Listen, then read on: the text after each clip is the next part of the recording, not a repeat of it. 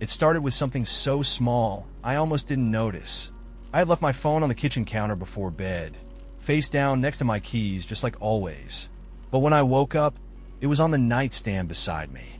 At first, I thought I had just forgotten moving it, maybe half asleep in the middle of the night.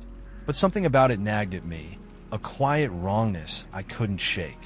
Then, a few days later, my neighbor, Mr. Hardy, waved at me in the hallway as I was heading out for work. That wasn't unusual. He was friendly, always had been. But as I waved back, I realized something that made my stomach drop. Mr. Hardy had never been missing his left hand before. I saw him nearly every day, exchanging casual hellos as we passed each other in the building. He had both hands. I was sure of it. And yet, there he was, standing at his door, the empty sleeve of his sweater hanging limply at his side. I stared for a second too long, my confusion obvious. "You okay there?" he asked, his voice perfectly normal. I forced a smile. "Yeah, just a long morning." He grinned. "Tell me about it." And then he walked back into his apartment as if nothing had changed. But something had changed, hadn't it? I spent the rest of the day convincing myself I was wrong. Maybe I had never looked closely enough before. Maybe I had just assumed he had both hands. But the certainty in my gut wouldn't go away. That's when I started noticing more. The lobby of my apartment building had always had a large mirror across from the elevators. It had been there since I moved in. I had used it almost daily, checking my hair, fixing my collar, giving myself one last look before heading out. But one morning, as I was leaving for work, I glanced up to find the mirror wasn't there.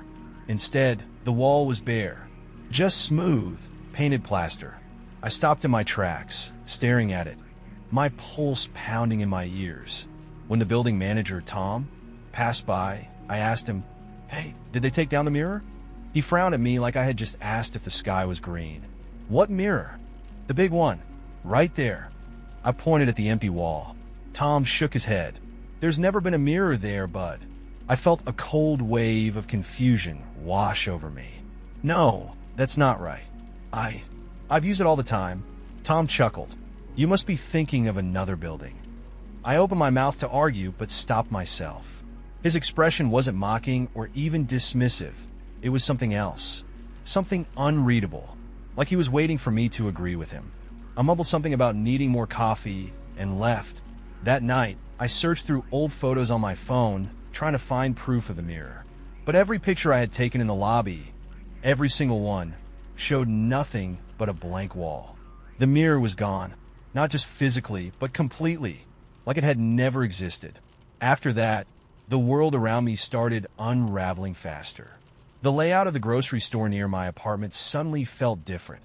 Aisles that used to be on the right were now on the left, and I couldn't find a coffee section where it had always been. When I asked an employee if they had moved things around recently, she gave me a blank look and said, "It's always been like this."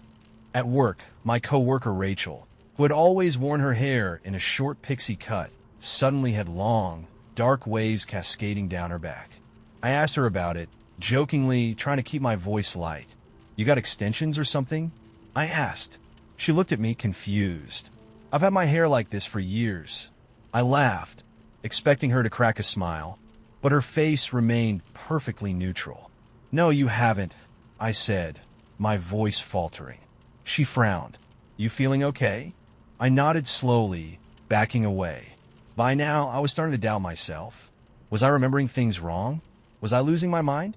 I started writing everything down in a notebook. Details about my apartment, the way my neighborhood looked, the people I interacted with daily. I recorded what my coworkers wore, the street names, even the menu of my favorite diner. Then, one day I woke up and the notebook was gone. I tore my apartment apart searching for it, but it had vanished without a trace. I checked every drawer, every shelf, even under the couch cushions. It was just gone. That was the moment I realized, whatever was happening, something didn't want me to notice. Something was changing things, subtly shifting reality, altering the details of my life in ways no one else could see. That night, I locked my doors and windows, double-checking everything. I barely slept, and when I did, I had dreams, strange, disjointed dreams of people staring at me from just outside my field of vision, of whispers in an unfamiliar language. of standing in my apartment and knowing, without a doubt, that I was being watched. The next morning, I walked into my kitchen and stopped cold. My fridge was on the opposite side of the room. I stared at it, my breath caught in my throat. My heart pounded. It had never been there before, but there it was, as if it had always been.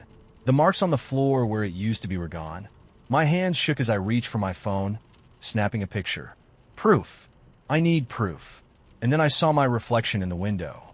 I was smiling, but I wasn't smiling. My mouth was stretched into a grin, too wide, too unnatural. And my eyes weren't looking at me. They were looking past me. The room spun, my vision tunneling. I turned away from the window, scrambling for my keys, my bag, anything to get out of there. When I stepped outside, the air felt wrong. The sky was the same, the street looked the same, but I felt it. Something had shifted again. I ran into Tom in the hallway, my words stumbling over themselves. Something's wrong. Things keep changing. My apartment, my fridge, it moved. You have to notice this. He smiled at me, his expression eerily calm. You're worrying too much, bud. And then he clapped me on the shoulder. His hand lingered just a little too long. Everything's just the way it's supposed to be. I don't know what's happening to me. I don't know if I'm being replaced, if reality itself is shifting around me, or if something else, something worse, is pulling the strings. But I do know one thing. This world isn't mine anymore, and I don't think I can ever go back. I moved into my new apartment on a crisp autumn day, eager for a fresh start after years of restless living. The building was old but charming, with creaking floors and faded wallpaper that hinted at stories long past. At first, everything felt normal. Neighbors exchanged polite nods in the hallway, and I spent my evenings arranging my few belongings in a way that made the place feel like home. One evening, as I returned from a quick walk in the park, I noticed something odd. A small, handwritten note was tucked under my door. It simply read, "Welcome." I assumed it was a friendly gesture from a neighbor, perhaps from someone who shared the same love for the building's mysterious character. The following week, I began to observe subtle changes. I would leave a cup of tea on the kitchen table, only to find it moved to the windowsill by the time I returned from work. At first, I blamed my forgetfulness, thinking I must have set it down somewhere else. But then I noticed that a picture on my living room wall, a framed photograph of a sunset I had taken, had been turned sideways. I distinctly remembered hanging it right side up. When I mentioned these incidents to my friend Mark over the phone, he laughed and suggested I was just tired. Yet, deep inside, an unsettling feeling began to grow. It wasn't long before I realized that the changes weren't confined to inanimate objects. One morning, while sipping my coffee, I encountered my neighbor Ms. Carter in the hallway. We had exchanged a few kind words during my first week here, but today, her expression was distant, almost mechanical. She complimented my new decor in a tone that was oddly rehearsed, then hurried away without a trace of her usual warmth. At work, I overheard a coworker remark about a conversation we had the previous day, one I was certain had never happened. It was as if reality was rewriting itself when I wasn't looking. As days turned into weeks, the disturbances escalated. I began to lose track of time. There were mornings when I would wake up feeling as though I had slept for only a few hours, yet the clock would confirm that nearly a full day had passed. My phone's alarm would ring repeatedly at odd intervals, but when I checked, nothing appeared amiss. I started documenting these moments in a journal, writing down the positions of objects and the exact times of my routines. Every entry, however, was met with inexplicable discrepancies. A chair that had shifted slightly from its noted position, a book that had moved from the shelf without my touch, and notes I swore I hadn't written. The more I recorded, the more I became convinced that something was altering my reality in minute, imperceptible ways. One night, after a particularly long day of mounting confusion and growing dread, I sat in my living room in near darkness, illuminated only by the glow of a street lamp outside. I heard a soft rustle, like pages turning, and my eyes darted to the bookshelf. There, a book I had never owned lay open on a page that contained a cryptic message. "They are watching." My heart pounded as I flipped through the pages, searching for any sign of meaning. The message seemed deliberately placed, as if someone had taken the time to script my life in hidden notes and rearrange memories.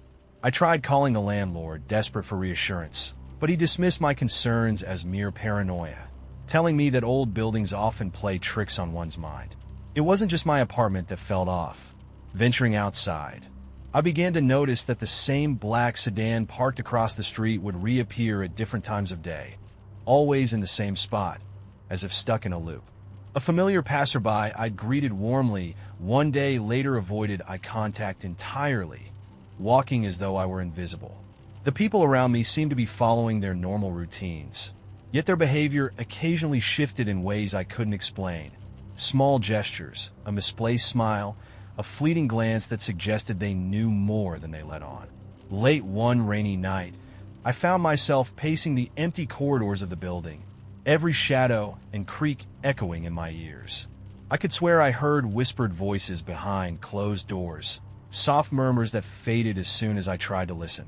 In one instance, I opened a door I knew well, only to find the room arranged completely differently. Furniture in positions I had never seen, photographs on the walls that I didn't recognize. The familiarity of the space had been replaced by something alien and foreboding. My pulse raced, and I couldn't shake the feeling that I was trapped in a shifting maze where nothing remained constant for long. I started to wonder if I was losing my grip on reality, if my mind was conjuring these illusions.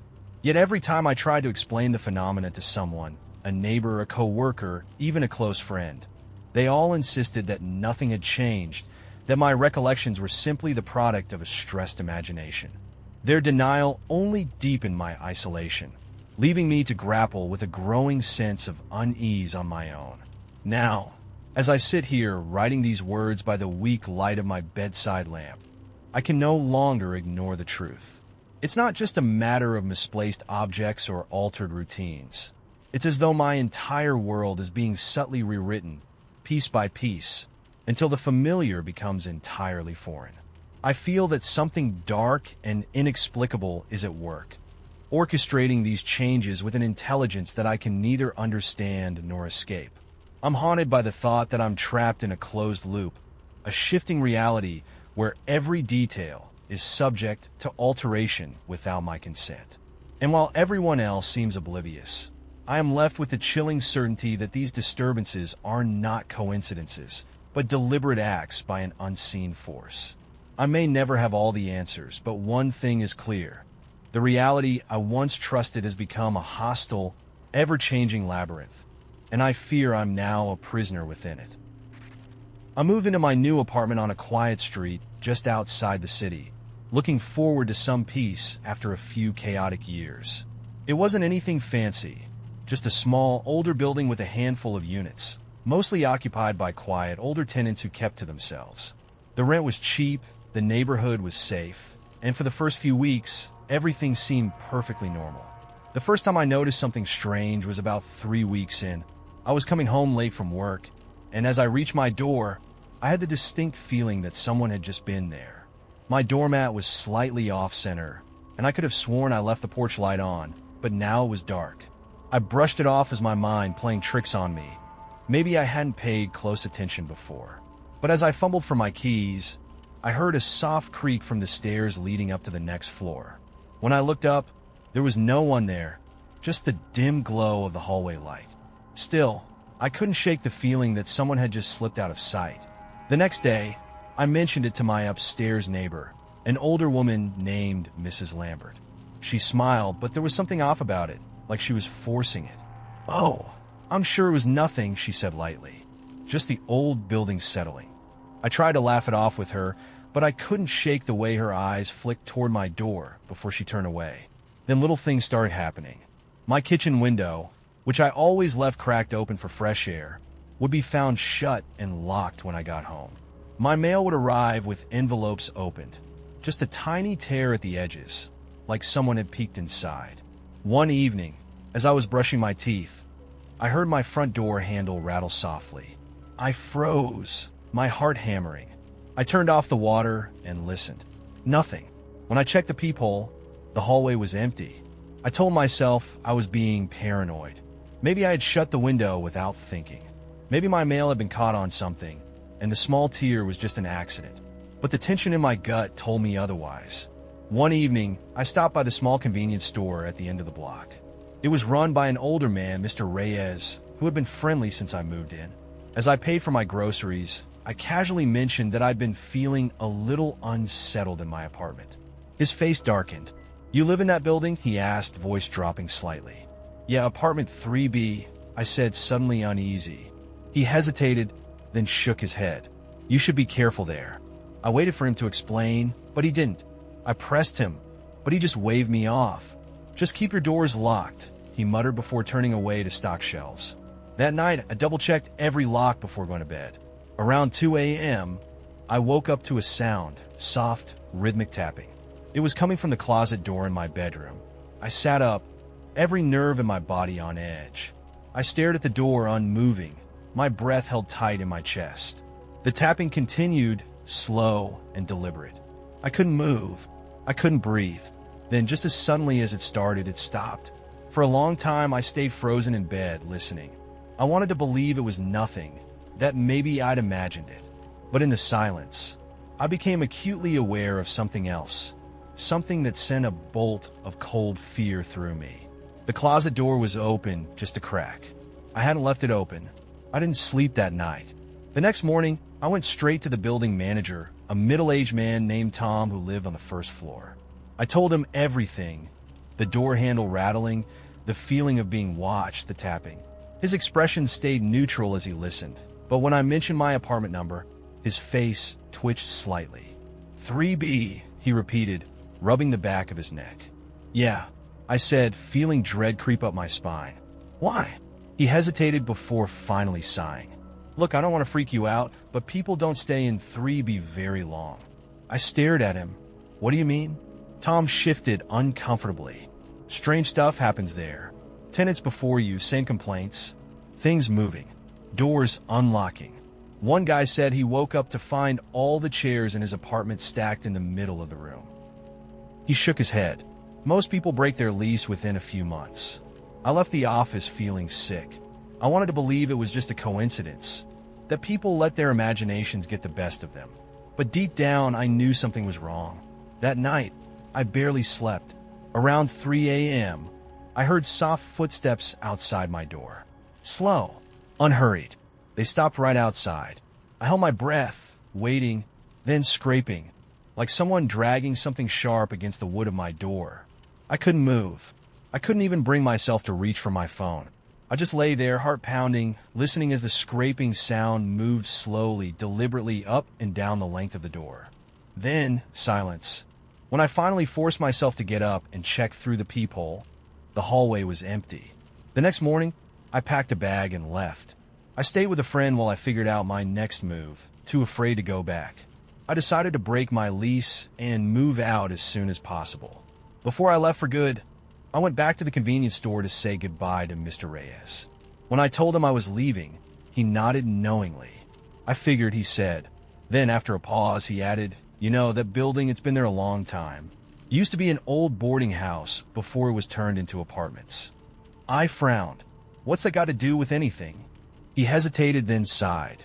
"Back in the 50s, there was a man who lived there. He rented out room 3B. People said he was strange, kept to himself. But then tenants started complaining. They heard noises coming from his room, scratching, whispering. People went missing." He shook his head. "One day, he just disappeared. No one ever found him. But after that, people who moved into that room, well, they never stayed long. I left that day and never looked back. To this day, I don't know what was happening in that apartment. I don't know if it was just paranoia, some kind of weird energy, or something much, much worse. But I do know one thing. Something was in that apartment with me, and it was waiting." I moved to the small town of Blackwood on a cold autumn evening, drawn by the promise of a quiet life away from the chaos of the city. The town was draped in perpetual twilight, and even on the brightest days, an eerie hush seemed to settle over the narrow, winding streets. My new apartment sat in an old building that had seen better days, its faded brick facade a silent testament to forgotten histories. From the moment I arrived, I sensed that something was off. a subtle dissonance in the air, as if the wind carried whispers of secrets too ancient to be understood. The first night, as I unpacked in the dim light of a single lamp, I began to hear soft murmurs that seemed to seep through the walls. At first, I dismissed them as the groans of an aging building settling in the cool night, but as the hours passed, the whispers grew more insistent. I found myself unable to sleep, straining to catch fragments of words that hinted at sorrow and despair. In the stillness, every creak and rustle felt amplified, echoing the rhythm of a heartbeat not my own. I chalked it up to my own nervous imagination, yet an unshakable feeling of being watched clung to me throughout the night. Days turned into a blur of restless anxiety. I began to notice strange occurrences. Objects moved from their usual places, and reflections in the mirror seemed to linger just a moment too long after I'd passed by. In the grocery store, an old woman gave me a knowing glance, her eyes filled with a mix of pity and warning, though she never uttered a word. I started keeping a journal, scribbling down every odd detail in hopes of finding a rational explanation. But the more I recorded, the deeper the mysteries became. It was as if the apartment itself held memories of a time filled with pain and terror, memories that were desperate to resurface. One stormy night, the atmosphere shifted dramatically. Thunder rumbled like distant cries, and lightning illuminated the night in harsh, unforgiving flashes.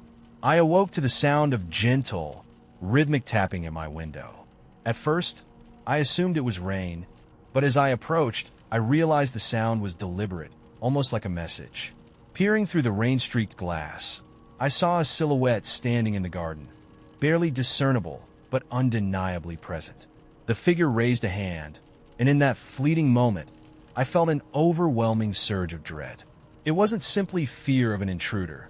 It was a primal terror, as though the figure embodied a force of nature far older and more malevolent than any storm.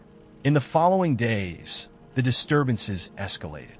Shadows moved in ways that defied the natural order, and the once quiet whispers now roared with a haunting clarity.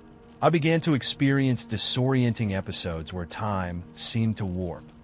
Minutes felt like hours, and entire evenings passed in a disjointed haze. One afternoon, while sifting through old photographs in a local archive, I stumbled upon an image of the very building I now called home. In the faded photograph, taken decades ago, I recognized a young girl standing in the very spot where I had felt the chill of unseen eyes. Her expression was one of profound sorrow, and behind her, in a window, I could faintly make out the outline of a man whose face was obscured by shadow. The photograph, though brittle with age, radiated an energy that unsettled me to my core. That night, I dreamed of wandering endless corridors lined with peeling wallpaper and dim sconces flickering like dying embers. In my dream, the walls whispered ancient incantations, and the air was thick with regret.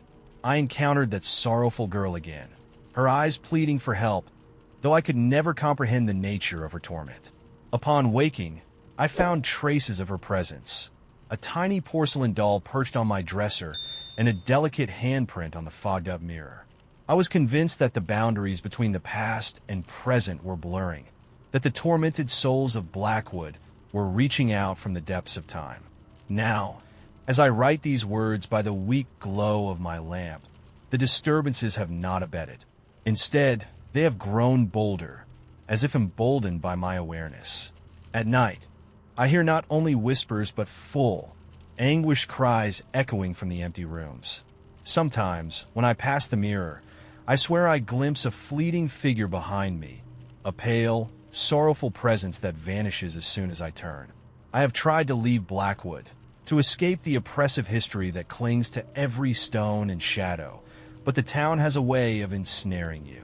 It whispers promises of revelations, of truths hidden in the silence, and no matter how far I travel, I find myself drawn back, as if tethered by an unseen force.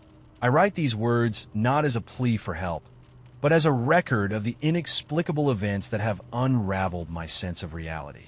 There is no neat resolution to be found here.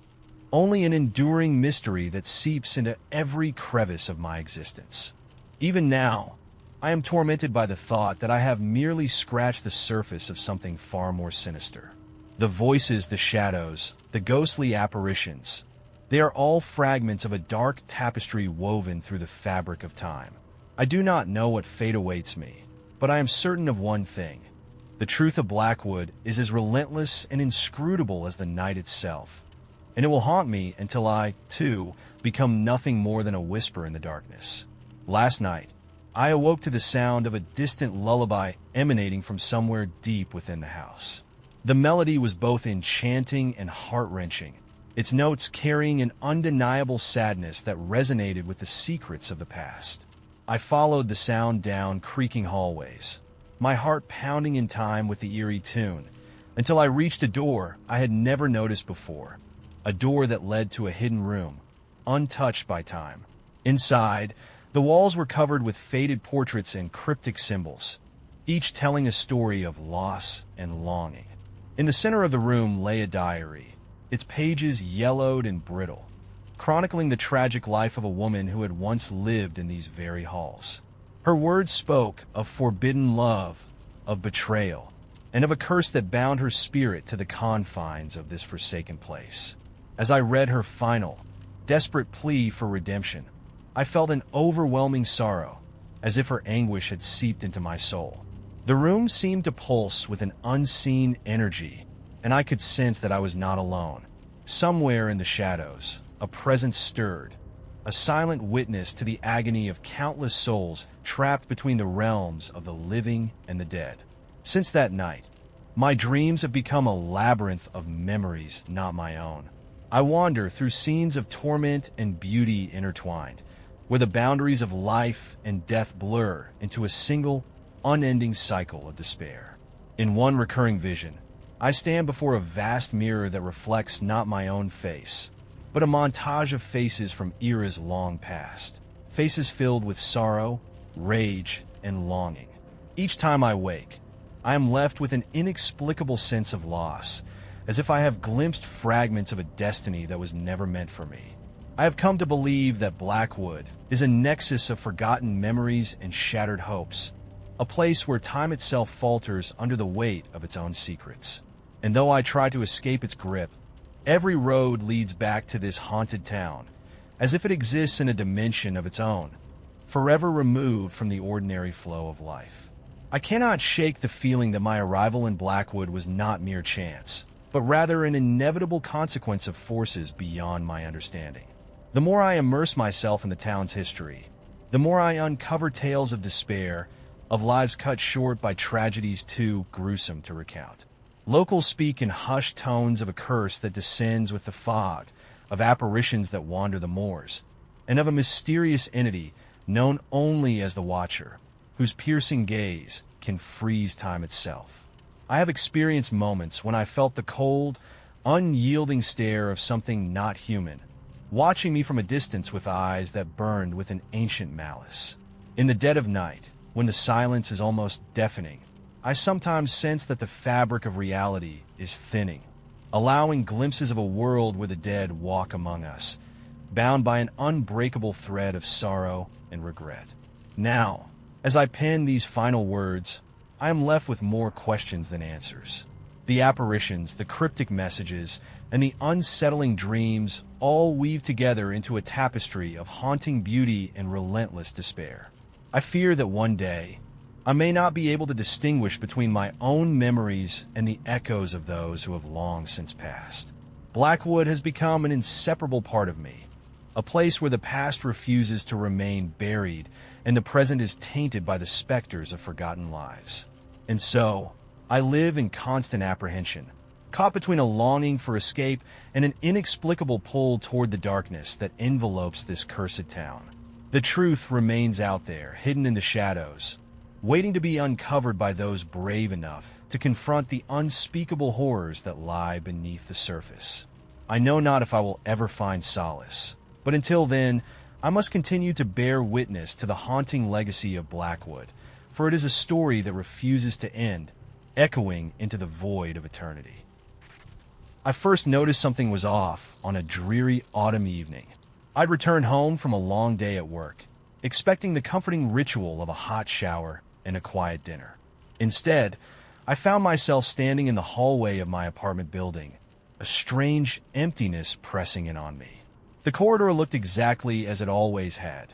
Faded wallpaper, worn carpet, the same dim overhead lights. But something in the silence felt menacing, as if an unseen presence lurked behind every closed door.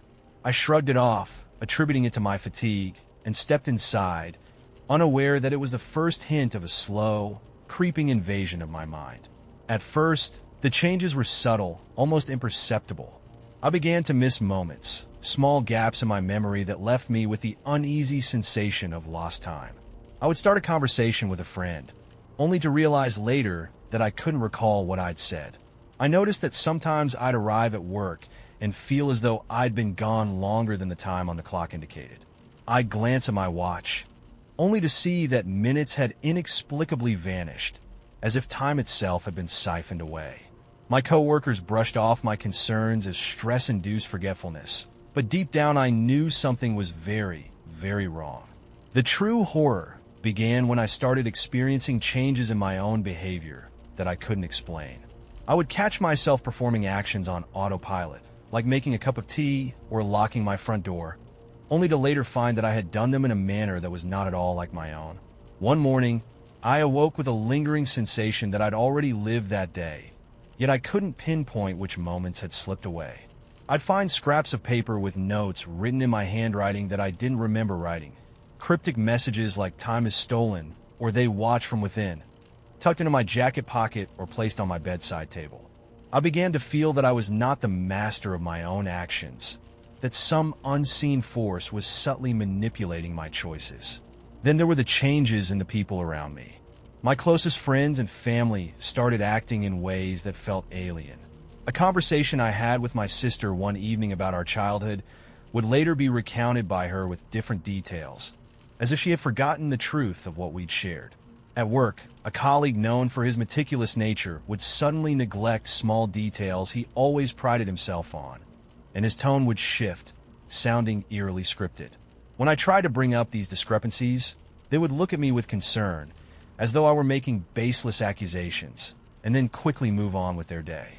It was as if I were the only one who perceived the subtle fractures in our shared reality. I began to suspect that something far more sinister was at work. Not in the external world, but within me. Late at night, as I lay in bed staring at the dark ceiling, I'd feel a presence inside my own mind, a faint pressure like someone was rearranging my thoughts and memories while I slept. I started noticing that my dreams were no longer my own. They were vivid, unbidden scenes of places I had never visited, or moments that felt achingly familiar yet impossible. I'd awaken with the disorienting impression that I'd been somewhere else entirely, and sometimes the dreams would bleed into my waking life. I found myself performing actions without conscious thought, as if my limbs were controlled by another force. The turning point came on a night when I returned from a friend's house, only to find that the route I took, one I had walked countless times, appeared to shift beneath my feet. The streetlights, usually in fixed positions, flickered in patterns that seemed to track my movements. I glanced into a shop window and, for a brief moment, saw my own reflection looking back at me, but with eyes that held a cold, unyielding detachment. In that moment, I realized with a sinking certainty that my reality was not as solid as I had once believed. Every detail, every memory, was starting to fracture and realign in ways that defied logic. Desperation drove me to document everything. I began keeping a detailed journal, noting every odd occurrence, lost minutes, altered conversations, inexplicable behaviors, and I set up cameras in my apartment in hopes of capturing proof of what I suspected. But each time I reviewed the footage, the recordings were marred by inexplicable glitches, frames that repeated, sounds that warped, and in one instance, a fleeting shadow that didn't belong to me moving across the screen. It was as if my own life was a manipulated narrative, edited by a hand I couldn't see. I attempted to confide in those I trusted, but they only looked at me with pity or dismissed my concerns as the ravings of an overworked mind. "You're just stressed," they said. "Maybe you need a break." But I knew deep down that it wasn't just stress. The changes were too deliberate, too precise. It was as if someone or something was slowly taking control from the inside, rewriting the script of my life piece by piece. Now, as I sit alone in the oppressive silence of my apartment, I'm haunted by the constant feeling that I am no longer entirely my own.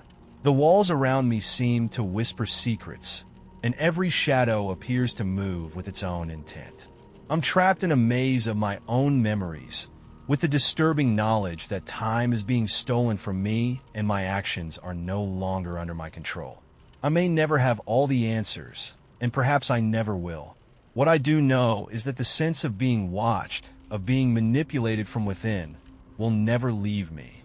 And as I close my eyes tonight, I can't shake the terrifying thought that something out there is still steering my fate, one subtle glitch at a time, until my reality is nothing more than an illusion crafted by forces beyond my understanding.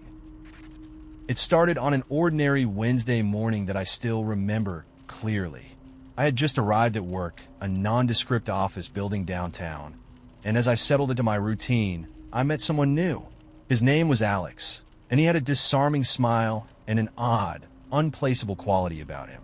At first, I chalked it up to the usual quirks of new colleagues, but soon I began to notice things that didn't add up. During our first coffee break, I caught myself glancing at Alex out of the corner of my eye. I was sure I had seen his face somewhere before, maybe in a faded photograph or a half-remembered dream, but I couldn't quite place it. When he laughed, his eyes seemed to flicker with a strange intensity, as if he knew more about me than a stranger should. I dismissed the thought as preoccupation, yet a subtle disquiet settled in. Over the following days, oddities started to surface in my routine. I'd leave the office for lunch, and on my way back, realized that nearly an hour had vanished without explanation. At first, I assumed I'd lost track of time, but it happened too often to be mere distraction. I began to keep a mental log, noting that I'd returned from lunch at exactly the same moment, as if time itself had reset. Meanwhile, Alex would appear in these moments too, standing by the entrance, leaning casually against a wall, his expression unreadable, as if he were silently witnessing the anomaly. One afternoon, I walked into the break room to find the arrangement of items completely altered. The coffee machine was in a different corner than usual, and a box of pastries I distinctly remembered leaving on the table was now replaced by an identical box with a different label. I asked a coworker about it, but they simply shrugged and said nothing had changed. Yet in my mind, I knew that wasn't right. The familiar had become foreign, like a photograph slightly blurred at the edges. As the weeks wore on, the glitches in my day-to-day reality became increasingly disconcerting. I began noticing that not only was time slipping away from me, but so were parts of my own memories. I recalled a conversation with a friend about a weekend trip, only to find later that my calendar showed no record of the outing. I'd arrive home from what I was sure was a long drive, only to see familiar landmarks arranged differently, as if the very layout of my neighborhood had been rearranged overnight. Alex, too, became more enigmatic. One day, while waiting for an elevator, I caught sight of him in the reflection of the polished metal doors. For a brief moment, his face shifted, as if his features were flickering between two different people. One moment, he was the same man with warm brown eyes and a friendly smile. The next, his eyes were icy blue, and his smile had twisted into something almost sinister. I blinked hard, and when I looked again, he was back to his usual self. My mind reeled, trying to convince me that it was just a trick of the light, yet the memory of that fleeting change lingered like a warning. I started recording my experiences in a journal, desperate to find some logical explanation. Each entry was filled with details: the vanished hours at lunch, the rearranged objects in the break room, the inexplicable changes in Alex's appearance. I even began to suspect that my recollections of past events were being tampered with. Conversations that I was certain had taken place would suddenly appear to have never happened, leaving gaps in my memory that I couldn't fill. Then came the day that shattered any remnants of normalcy.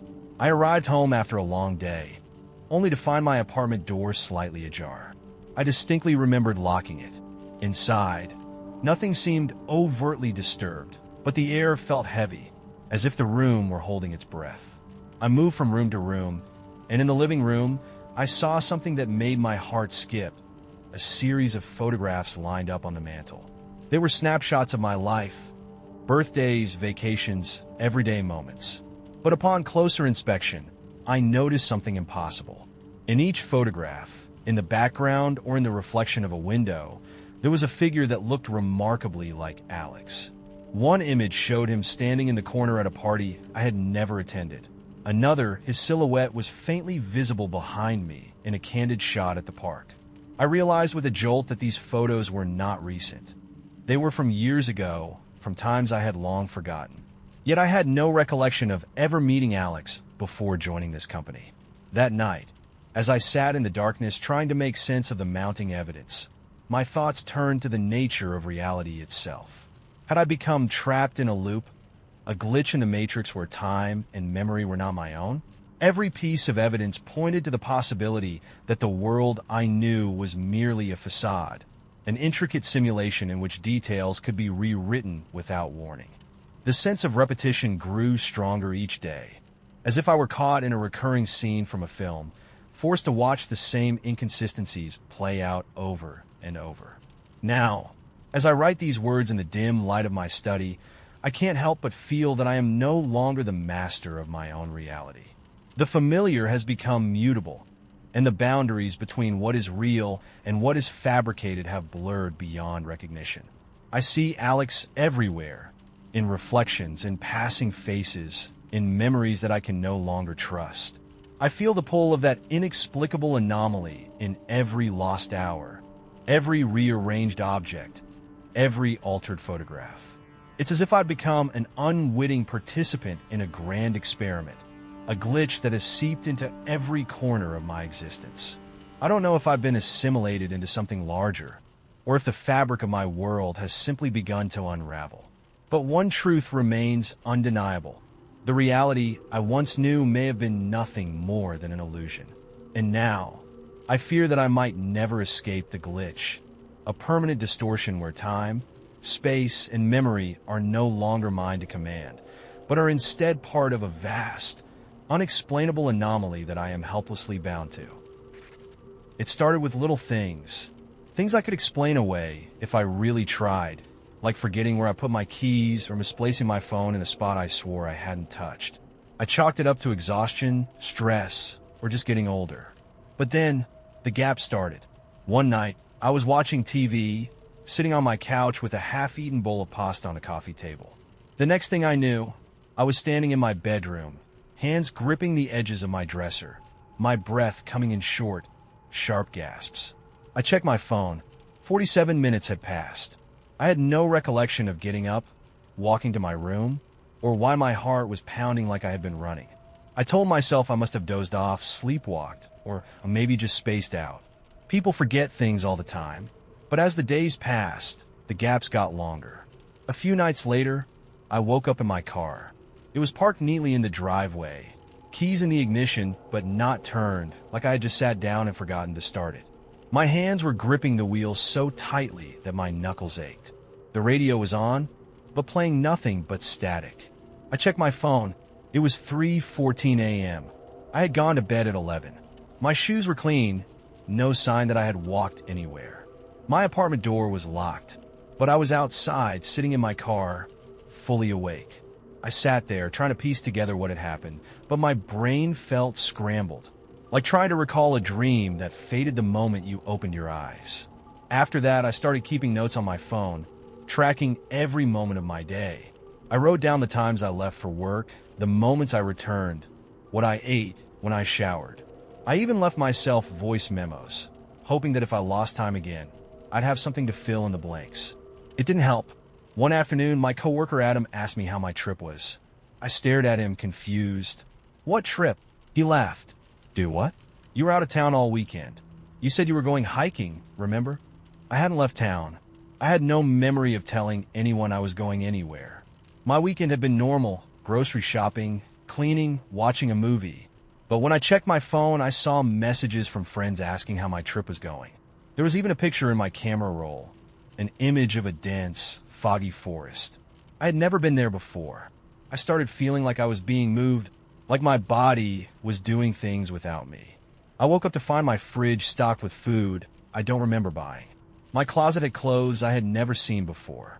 My fingernails were clipped shorter than I normally kept them. And the worst part? People stopped reacting to it. At first, friends laughed off my confusion, but then it was like they didn't even notice. I'd ask about a conversation we had the day before, and they'd swear it never happened. I'd reference a message someone sent me, but when I checked my phone, the message was gone. One night, I called my mom just to hear a familiar voice. She answered immediately. "Hey, sweetie, you just called me. Everything okay?" I hadn't called her all week. I checked my call log. There were 6 calls to my mom in the last 3 days. All late at night. I had no memory of them. I asked her what we had talked about, but she got quiet. "Nothing much," she said after a pause. "You just wanted to check in." Her voice was strained, like she was holding something back. The next morning, my boss asked me if I was feeling better. Better from what? I asked. He gave me a look. "You left work early yesterday. Said you weren't feeling well." I hadn't left work early. I'd been there all day. At least I thought I had. The notes on my phone said otherwise. Left work at 2:30 p.m. Drove home. Showered. Ate. I had written those words. I had typed them myself. I didn't remember doing any of it. I started to wonder if I was losing my mind. Then I found the note. It was on my nightstand, written in my own handwriting, but I had no memory of writing it. The letters were shaky, rushed, like I had scrawled it in a hurry. It read, "Don't let them see you notice." I stared at it for what felt like an eternity, heart hammering, skin crawling with the kind of fear that settles deep in your bones. Who were they? How long had this been happening? And why was I warning myself? I started watching people more closely. Friends, co-workers, strangers in stores. I realized something unsettling. They were watching me too. Not obviously, not directly, but in little ways. Like how the barista at my usual coffee shop would glance at me twice, as if she was expecting me to act differently. Like how my neighbor, who normally never spoke to me, would sometimes open his door just as I was walking by, like he was waiting. Like how the reflection in the bathroom mirror felt just a second too slow. I tried to fight it. I tried to stay hyper-aware, to refuse whatever was happening to me. But then, 3 days ago, I woke up to find every single note I had written, every record I had kept gone. My phone was wiped clean. The note on my nightstand was missing. And when I went to work, Adam didn't recognize me. He looked at me like I was a stranger. He called me by the wrong name. And when I corrected him, his face twitched, just for a second, before he forced a smile. "Right? Sorry," he said too quickly. That night, I sat in my living room, too afraid to sleep. I don't know what's happening to me. I don't know if I'm being erased, rewritten, or replaced piece by piece. But I do know one thing. Whatever they are, they're getting better at hiding it. I used to wake up every morning with a comforting certainty that my world was fixed and predictable, a neatly arranged routine that never deviated. But one Tuesday, as I returned home from work, I noticed something that made me pause. My favorite mug, a chipped, blue ceramic that I always set on the kitchen table, sat exactly where I had left it. That in itself wasn't odd. Consistency could be reassuring. Yet later that evening, as I passed by the table on my way to the living room, I realized the mug was still there, perfectly placed, even though I was certain I had moved it to rinse it in the sink. A chill ran down my spine, but I tried to dismiss it as a trick of tired eyes. Over the following days, small discrepancies began to multiply. On my walk to the corner store, I noticed a dull, gray sedan parked by the curb. I distinctly remembered not having seen that car the previous day. Yet the next morning, as I walked to work, that same sedan was parked in the same spot, its presence as if deliberately repeated. Later at lunch, I caught glimpses of a familiar stranger, someone with a kind smile and a familiar gait, seated at a park bench. I was sure I'd never met him before, but his features felt oddly familiar, as if he were a recurring character in my day. I tried to rationalize these events as coincidences, but an unsettling certainty grew inside me that reality was somehow looping, repeating small details without my permission. At home, I began to document everything. I noted the exact position of every object in my apartment, scribbling down the order of books on my shelf, the alignment of the cushions on my sofa, even the precise spot where I left my keys. Each day, I would come home, and if something was ever slightly out of place, a book that had shifted a fraction, a cushion that was misaligned, it felt like a silent message from an unseen system. One evening, I returned from work and saw my bookshelf rearranged. The books were in a different order than I had left them, though I had no recollection of touching them. The familiarity of my own space was betrayed by these minor, yet persistent alterations. The strangest part was that when I mentioned these occurrences to friends or colleagues, they laughed it off or insisted everything was normal. "You're just tired," they said, or "that's how your mind works," mixing up details. But I knew what I'd seen. The repeated appearance of the gray sedan, the inexplicable reordering of my belongings, and that mysterious stranger who seemed to exist only to cross my path time and again. It all began to feel like pieces of a larger, incomprehensible puzzle. I started to wonder if my memories were being rewritten. I recalled having conversations with people that, upon later reflection, seemed to repeat themselves in slight variations. One afternoon at the office, I distinctly remembered discussing a new project with a coworker, only to have him later reference that exact conversation as if it were happening for the first time. I began to question whether the passage of time was linear, or if there were cracks in the fabric of my days where moments reset like frames in an old film. I even started to suspect that I was the only one noticing the glitches.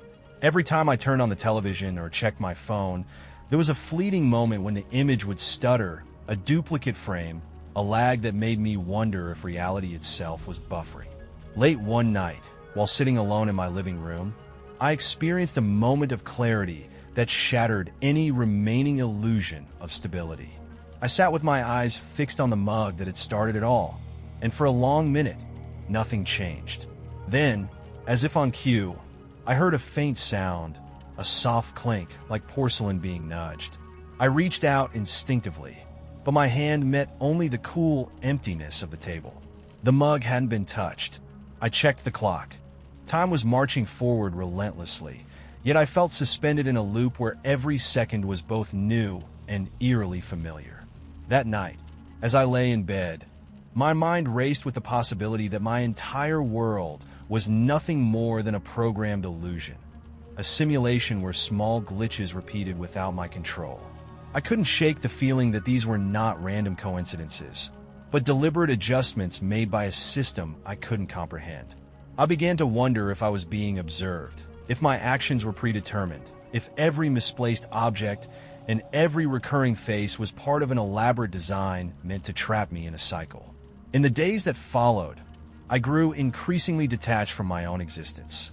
I watched my life like a spectator, noting every glitch with both horror and a strange resignation. The car on the street, the rearranged bookshelf, the recurring stranger, all these elements slowly coalesced into the unmistakable impression that nothing in my reality was fixed or genuine. I started to feel that I was not merely an observer, but an integral part of this cosmic error, a glitch in the matrix that could never be corrected. Now, as I sit here and write these words in the quiet of a night that feels both timeless and transient, I am left with the unsettling realization that the world I once knew might have been nothing more than a meticulously crafted illusion. Every familiar detail is subject to change. Every routine event laced with the possibility of repetition. I've become entangled in a reality that seems to be under the control of an unseen system, a system that loops and resets without regard for my free will. I am caught in a never-ending cycle of minor disruptions that have grown into something far more significant, a truth that challenges the very nature of existence. I cannot say whether it matters if our reality is fake or programmed. What I do know is that I can no longer trust the world around me, for every moment feels like a duplicate of a moment that has already passed. In this strange new order, I have become part of the glitch, a minor error that may never be corrected, lost in a universe that no longer adheres to the rules I once believed in. I moved into the apartment on a rainy October evening, thinking the chill in the air and the creaks of the old building were simply part of its character. I had been searching for a fresh start after a messy breakup, and the modest one-bedroom on the third floor seemed promising. A quiet space in a building with more history than modern design. For the first few days, everything felt perfectly normal. The dim hallway lights, the persistent drip from the leaky faucet in the kitchen, and the faint hum of the refrigerator provided a steady backdrop to my new life. Then the small things began to vanish. It started with a silver spoon, one I always used for my morning tea, that was missing from the set I inherited from my grandmother. I thought perhaps I'd misplaced it, but after turning the entire apartment upside down, I found nothing. A week later, I noticed my favorite paperback, a worn copy of a classic mystery novel, was gone from the shelf where I was sure I'd left it. I began to worry I was simply forgetting where I put my belongings, but the sense of loss felt too deliberate. The disappearances were always of items that held personal significance, and each time something went missing, a vague chill settled over me. I tried to rationalize it. Maybe I was being clumsy, or perhaps I had absent-mindedly set things down in odd places while distracted. But soon, it wasn't just items disappearing. I started noticing subtle changes in my environment that defied explanation. One morning, I woke up to find a faint, circular scratch on the wall of my living room, right where there had been nothing but plain, white plaster the night before. At first, I assumed it was the result of a stray cat or a clumsy pet from the neighboring unit, but I lived alone and had never seen any animals around. Then, in the kitchen, the arrangement of magnets on my refrigerator had shifted into a pattern that looked almost intentional, like a message written in a code I couldn't decipher. Desperate for answers, I mentioned these occurrences to my neighbor, Mrs. Delgado, a kindly retired schoolteacher who always had a pot of tea ready for visitors. "Oh, you're just imagining things," she assured me with a gentle smile, though her eyes flickered with something I couldn't quite place. This old building plays tricks on your mind sometimes. But as the weeks passed, the phenomena only grew more frequent and unsettling. One evening, returning home after a long day at work, I was startled to see my living room lamp turned on even though I distinctly remembered switching it off before I left. The light cast eerie shadows that didn't match the furniture's outlines, as if the shapes were shifting on their own. I checked the timer on the lamp, only to find that no timer was set at all. Then there were the messages. In the dead of night, I began finding small notes tucked under my door, handwritten in a script that resembled my own. One read simply, "You're not alone." Another, "They see you." Each note was unsigned and appeared without warning, always placed in the same spot. At work, the situation became equally disconcerting. I'd have conversations with colleagues about mundane things, a discussion on weekend plans, or a comment about the weather. And later, I'd overhear a coworker mention that exact conversation, as though it were a new, unrehearsed remark. I started to wonder if I was simply misremembering or if time itself was bending, replaying moments that should have passed. When I tried recording these moments on my phone, the footage was distorted with brief pauses and stutters that made it look as if reality itself was glitching. The more I tried to understand, the more isolated I felt. Friends dismissed my concerns as stress-induced paranoia, and even Mrs. Delgado shrugged off my anxieties with kind, patronizing reassurances. I began to question whether I was the one changing, if perhaps my memory was failing, or if I was slowly slipping into a dreamlike state. Late one night, as I sat in my living room surrounded by the silence of a house that no longer felt entirely like my own, I saw something that chilled me to the core. In the reflection of the darkened window, I caught a glimpse of a figure standing in the hallway. I whipped around, heart pounding, but there was nothing there, only the familiar pattern of shadows cast by the streetlights outside. Yet when I looked back at the window, the figure was gone, as if it had been a trick of the light. Now, as I write this, I find myself trapped in a state of perpetual unease. Every day, my surroundings shift ever so slightly. A missing book here, an inexplicable scratch there, and each small anomaly feels like a piece of a larger, unfathomable puzzle.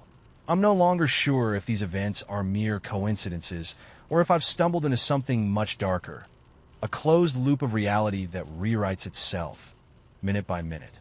The more I seek answers, the more convinced I become that something is deliberately orchestrating these changes, as if my life is being watched and manipulated from the shadows. I can't shake the feeling that I've become part of a vast, unexplainable pattern, a living glitch in a system that once seemed solid and predictable. Was it all in my head? Or is there something behind these events, something that lurks just beyond the edges of what I can see? I may never know the truth, and that thought is perhaps the most terrifying of all. I woke up one ordinary Monday morning, the sun barely peeking through my curtains as I shuffled into the kitchen for my usual cup of coffee. The routine felt comforting, as if nothing could disrupt the familiar cadence of my life. Yet as I reached for the coffee mug from its usual spot on the counter, I noticed it wasn't there. Instead, a different mug, one I didn't even own, sat in its place, its glossy surface reflecting a distorted image of the room. I paused, confused for a moment, then shrugged it off as a misremembered habit. I filled my own mug with water, poured the coffee from the machine, and took a sip. The taste was fine, but my mind lingered on the odd substitution. Later that day, while walking to work, I passed a street vendor I'd seen countless times. I distinctly remembered waving hello, yet today, he didn't even look my way. Worse still, as I walked past him, he locked eyes with another passerby who I'd sworn was not in my neighborhood until recently, a face that I recognized from a conversation at work just last week. It was as if the same person existed in two different times at once. I tried to rationalize it. Perhaps I was simply overworked or mixing up memories. But an unsettling feeling crept in, like a small tear in the fabric of what I believed to be real. The glitches began to multiply. On my lunch break, I sat at a favorite table in the park, a table where I'd always found solace.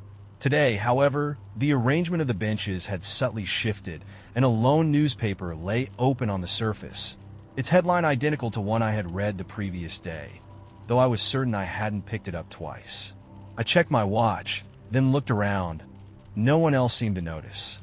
I overheard snippets of conversations from other park-goers, but every time I mentioned the oddities to someone, they simply smiled politely and insisted everything was as it always had been. At work, the day took on a surreal quality. In a meeting that should have been routine, I caught myself fixating on a colleague's behavior. Mark, who was known for his punctuality and precise mannerisms, began repeating the same sentence word for word, as though he were stuck on a loop. When I pointed it out to him later, he laughed it off, claiming I was mistaken. Yet in the break room, I saw him glance at the clock repeatedly, his expression vacant for a split second that felt like an eternity. I started to keep a mental log of these occurrences, scribbling notes on scraps of paper that I tucked away in my drawer. The more I documented, the more I became convinced that something was fundamentally off. Even at home, my sanctuary, the world betrayed me. I walked into my living room one evening and saw my sofa, my favorite, worn leather piece, had been rearranged, its cushions set in a pattern I never chose. The bookshelf, too, appeared to have shifted. Books I was sure I'd just organized were now scattered in a haphazard order. I retraced my steps through the apartment, touching surfaces as if to remind myself that nothing had truly changed. And yet, the feeling of déjà vu was overwhelming. I began questioning if I was living the same day over and over again, a loop in which every minor detail was subtly altered by an unseen hand. At first, I tried to ignore these discrepancies. I told myself it was nothing more than a series of coincidences, glitches in my memory exacerbated by fatigue. But as days turned into weeks, the inconsistencies became impossible to dismiss. I started noticing them in every aspect of my life. Small changes here, inexplicable repetitions there. I'd catch a glimpse of a friend at a cafe, only to realize later that I had seen the exact same expression on their face the previous week at the same table. My own actions began to feel scripted, as if I were an actor in a play that I didn't remember writing. One afternoon, after returning from a tedious meeting, I found a note pinned to my door. It was written in my own handwriting, but the words were unsettlingly different. Embrace the glitch. Reality is fluid. I stared at it, heart pounding, unable to recall writing anything like that. I scoured my apartment for any clues, old notebooks, scraps of paper, anything that might explain the message. But it was as if the note had materialized out of thin air. The more I searched for answers, the more elusive they became. The turning point came on a rainy evening when I entered my apartment to find it transformed. The familiar layout had shifted so drastically that my kitchen, once adjacent to the living room, now bordered what looked like an unfamiliar corridor. Doors I remembered closing were ajar, revealing rooms that I had never seen before. In the mirror above the sink, my reflection seemed to flicker, as if buffering between frames. Panic surged through me, and for the first time, I truly felt that I was not in control of my own reality. I sat on the floor, breathing rapidly, and tried to convince myself that this was just another glitch, an anomaly that could be fixed, that could be explained away. But deep down, I began to realize that these small disruptions were not random or isolated. They were part of a larger, more insidious process that was steadily eroding the boundaries between what I knew to be true and what was suddenly becoming impossible to trust. As the days passed, the glitches integrated into my life. I learned to anticipate them. I began to predict that a favorite object might vanish, or that the same conversation would replay in my mind like a broken record. The repetition became so ingrained that I started to doubt whether my memories were real or fabricated by this persistent error in reality. Every smile, every casual nod, every whispered greeting began to feel like a deliberate act in a script I had no control over. And then, in a final, shattering moment, I realized that I might never return to the world I once knew. While walking home one evening, I noticed that even the sky had changed. The vibrant hues of sunset were replaced by a muted, static gray, as if someone had dialed down the color of existence.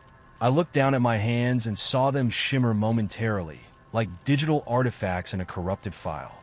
In that moment, I understood I had become part of the glitch. There was no going back to a normal reality, only the slow, inexorable unraveling of everything I had once trusted. Now, as I sit here in a world that blurs the lines between the familiar and the foreign, I can only wonder if I'm the only one who sees the cracks. Each day is a series of repeated moments, interlaced with sudden shifts that leave me questioning if reality itself is nothing more than a series of imperfect frames in a broken simulation. I don't know if I've lost my mind or if the glitch is real, and more terrifyingly, if I am now inextricably linked to it. All I know is that the ordinary has become unrecognizable, and I fear that I may have surrendered to a realm where nothing is as it seems, and where the truth of my existence is forever entangled in the error of a malfunctioning universe. It began on an ordinary Tuesday morning. I woke up to the familiar sound of my alarm, groggy and unprepared for the day ahead. As I sat up, I noticed something odd.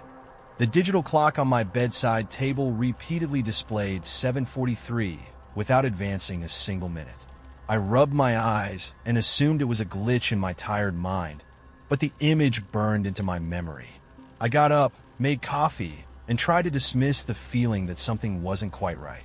On my way to work that day, everything felt normal at first. A friendly nod from a neighbor, the predictable hum of city traffic. But then, as I passed by the corner store, I glimpsed a man in a familiar coat standing in the doorway. I recognized him as my old friend Aaron, yet he wasn't waving or even looking at me. He simply stood there, staring ahead with an expressionless face.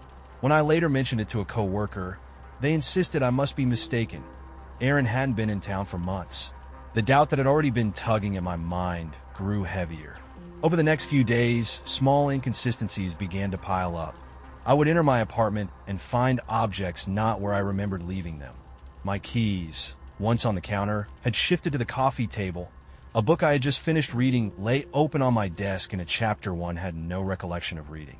At first, I tried to rationalize these anomalies as absent-mindedness or the natural disorder of daily life, but each instance chipped away at my certainty of reality. One evening, as I sat watching a movie in my living room, I distinctly saw a scene repeat itself. A particular shot that played over again, frame for frame, as if the film had been rewound and replayed. I paused, heart pounding, rewound the DVD, and yet the repetition persisted.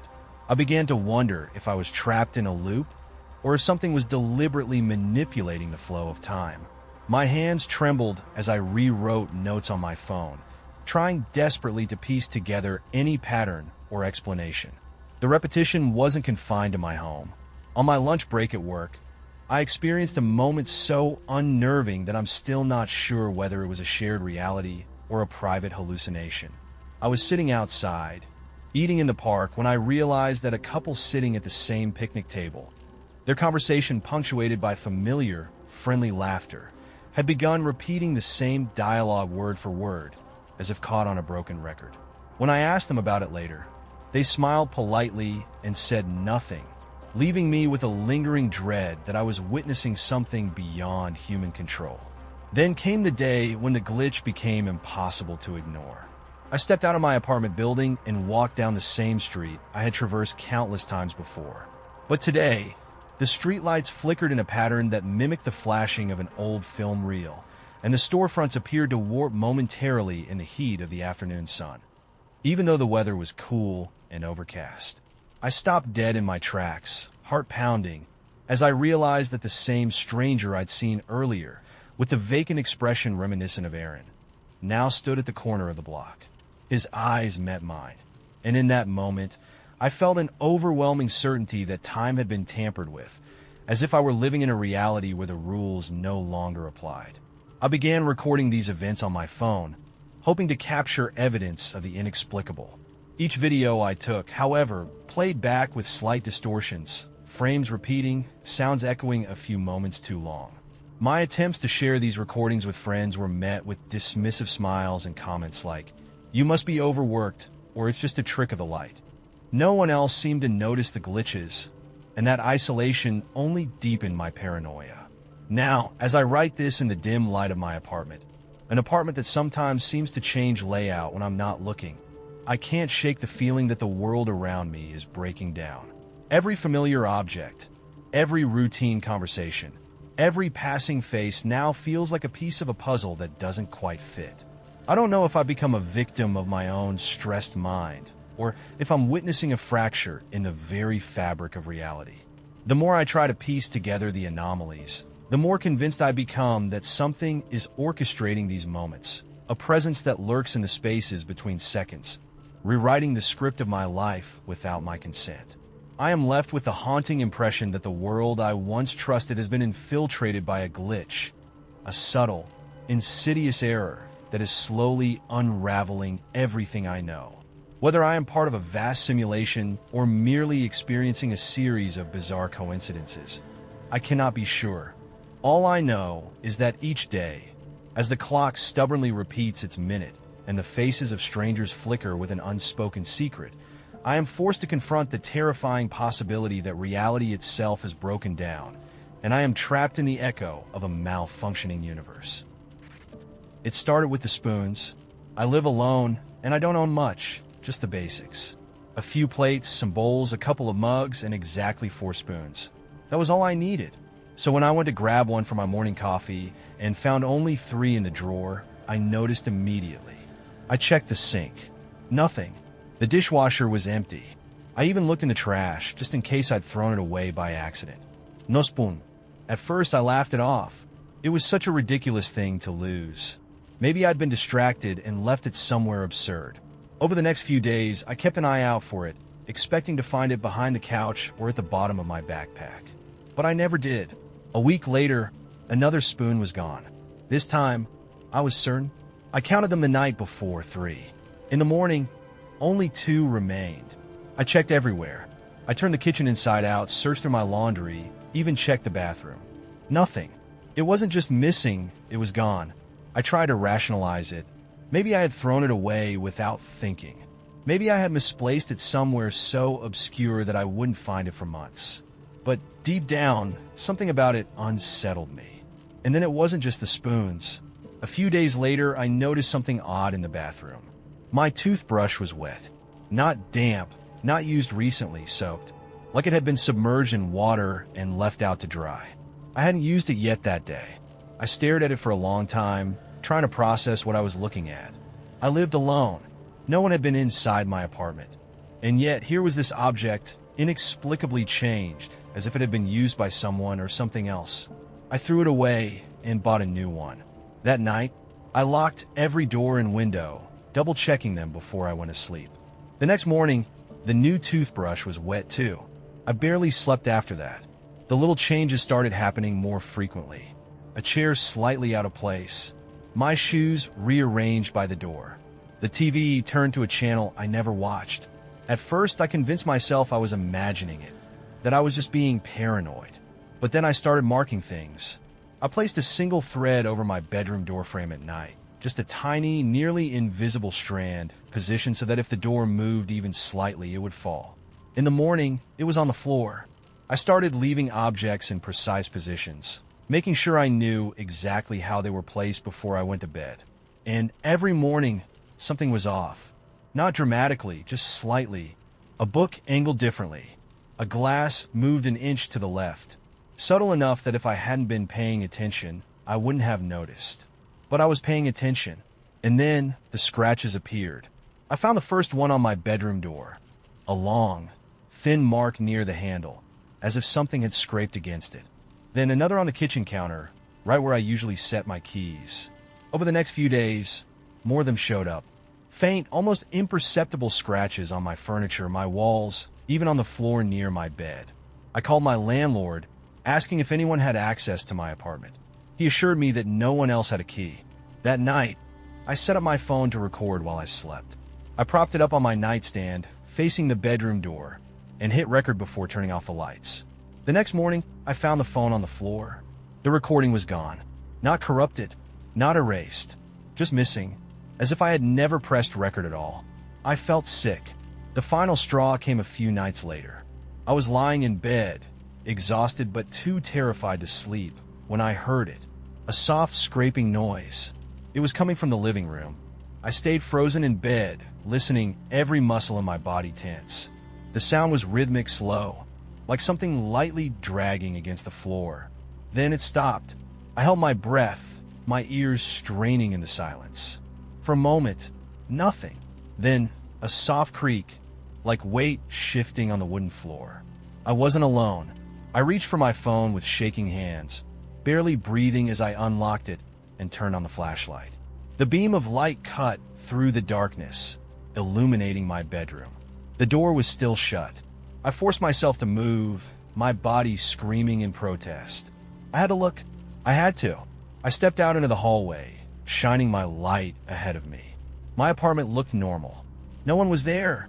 The living room was empty. And then I saw it.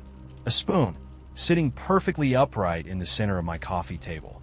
I stared at it, my mind struggling to process what I was seeing. It was one of my missing spoons. I hadn't seen it in weeks. And yet there it was. I grabbed my keys, my wallet, and I left. I drove to a friend's house and didn't go back until daylight. That was a month ago. I broke my lease and moved out shortly after. I don't know what was happening in that apartment. I don't want to know. But sometimes, even now, when I wake up in the middle of the night, I have the awful feeling that something is watching me, waiting, and I can't help but wonder, where did the last spoon go? I always considered myself a rational person, firmly rooted in logic and reason. Moving into my new apartment, a cramped, century-old unit in a weathered brick building, seemed like a practical step forward. At first, nothing extraordinary happened. I unpacked my belongings, arranged my few treasured items, and settled into a routine that felt comfortable and familiar. Yet, almost imperceptibly, small disturbances began to puncture the fabric of my everyday life. It started with trivial oddities. A favorite mug I'd left on the counter would be found on the sill the next morning. A well-worn book that I distinctly remembered placing on the coffee table would vanish, only to reappear later in the hallway. I chalked these events up to absent-mindedness or the quirks of an aging building. After all, old structures creak and settle, and a little misplacement here, and there was hardly cause for alarm. Then, one foggy evening after a solitary walk through the misty neighborhood, I encountered something inexplicable. At the far end of the corridor, just outside my peripheral vision, I caught sight of a figure draped in a long, dark coat. The person's features were obscured, but there was an odd sense of familiarity in the way they moved. I called out, but as soon as I did, the figure melted into the shadows. When I mentioned the incident to a neighbor the next day, they dismissed it as a trick of the light or perhaps a stray passerby mistaken for someone I might know. Yet deep inside, a seed of unease had been planted. Soon enough, auditory anomalies joined the growing list. Soft whispers, barely audible yet distinctly present, began to echo in the quiet moments of the night. At first, I attributed these murmurs to the wind slithering through crevices in the old walls. But one evening I set up a small recorder, determined to capture the source. When I listened back, I heard a faint, sorrowful recitation, an indistinct phrase that seemed to belong to a long-forgotten lullaby. The voice carried a wistful melancholy that defied any logical explanation. I replayed the audio repeatedly, searching for clues, yet each pass left me with more questions than answers. Objects in my apartment grew increasingly unpredictable. A framed photograph of my late grandmother, carefully placed on a shelf, inexplicably ended up face down on the hallway floor the next day. Keys that I always kept in a ceramic bowl were discovered later atop the bathroom counter, arranged in a deliberate pattern. Each disappearance and reappearance was too precise, too calculated, to be dismissed as mere forgetfulness. I found small signs, a slight indentation on a surface here, a faint residue there, suggesting that something unseen had purposefully altered my environment.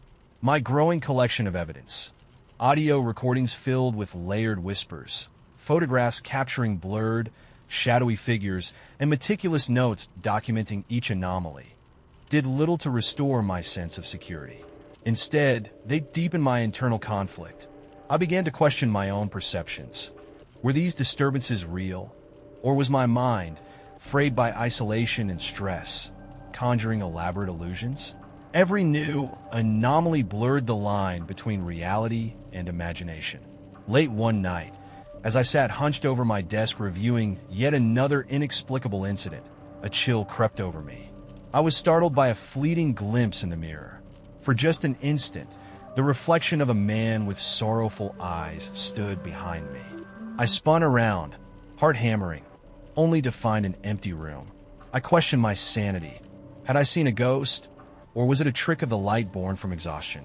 Friends who visited my apartment saw nothing unusual, and their dismissals only isolated me further, leaving me to face the mystery alone.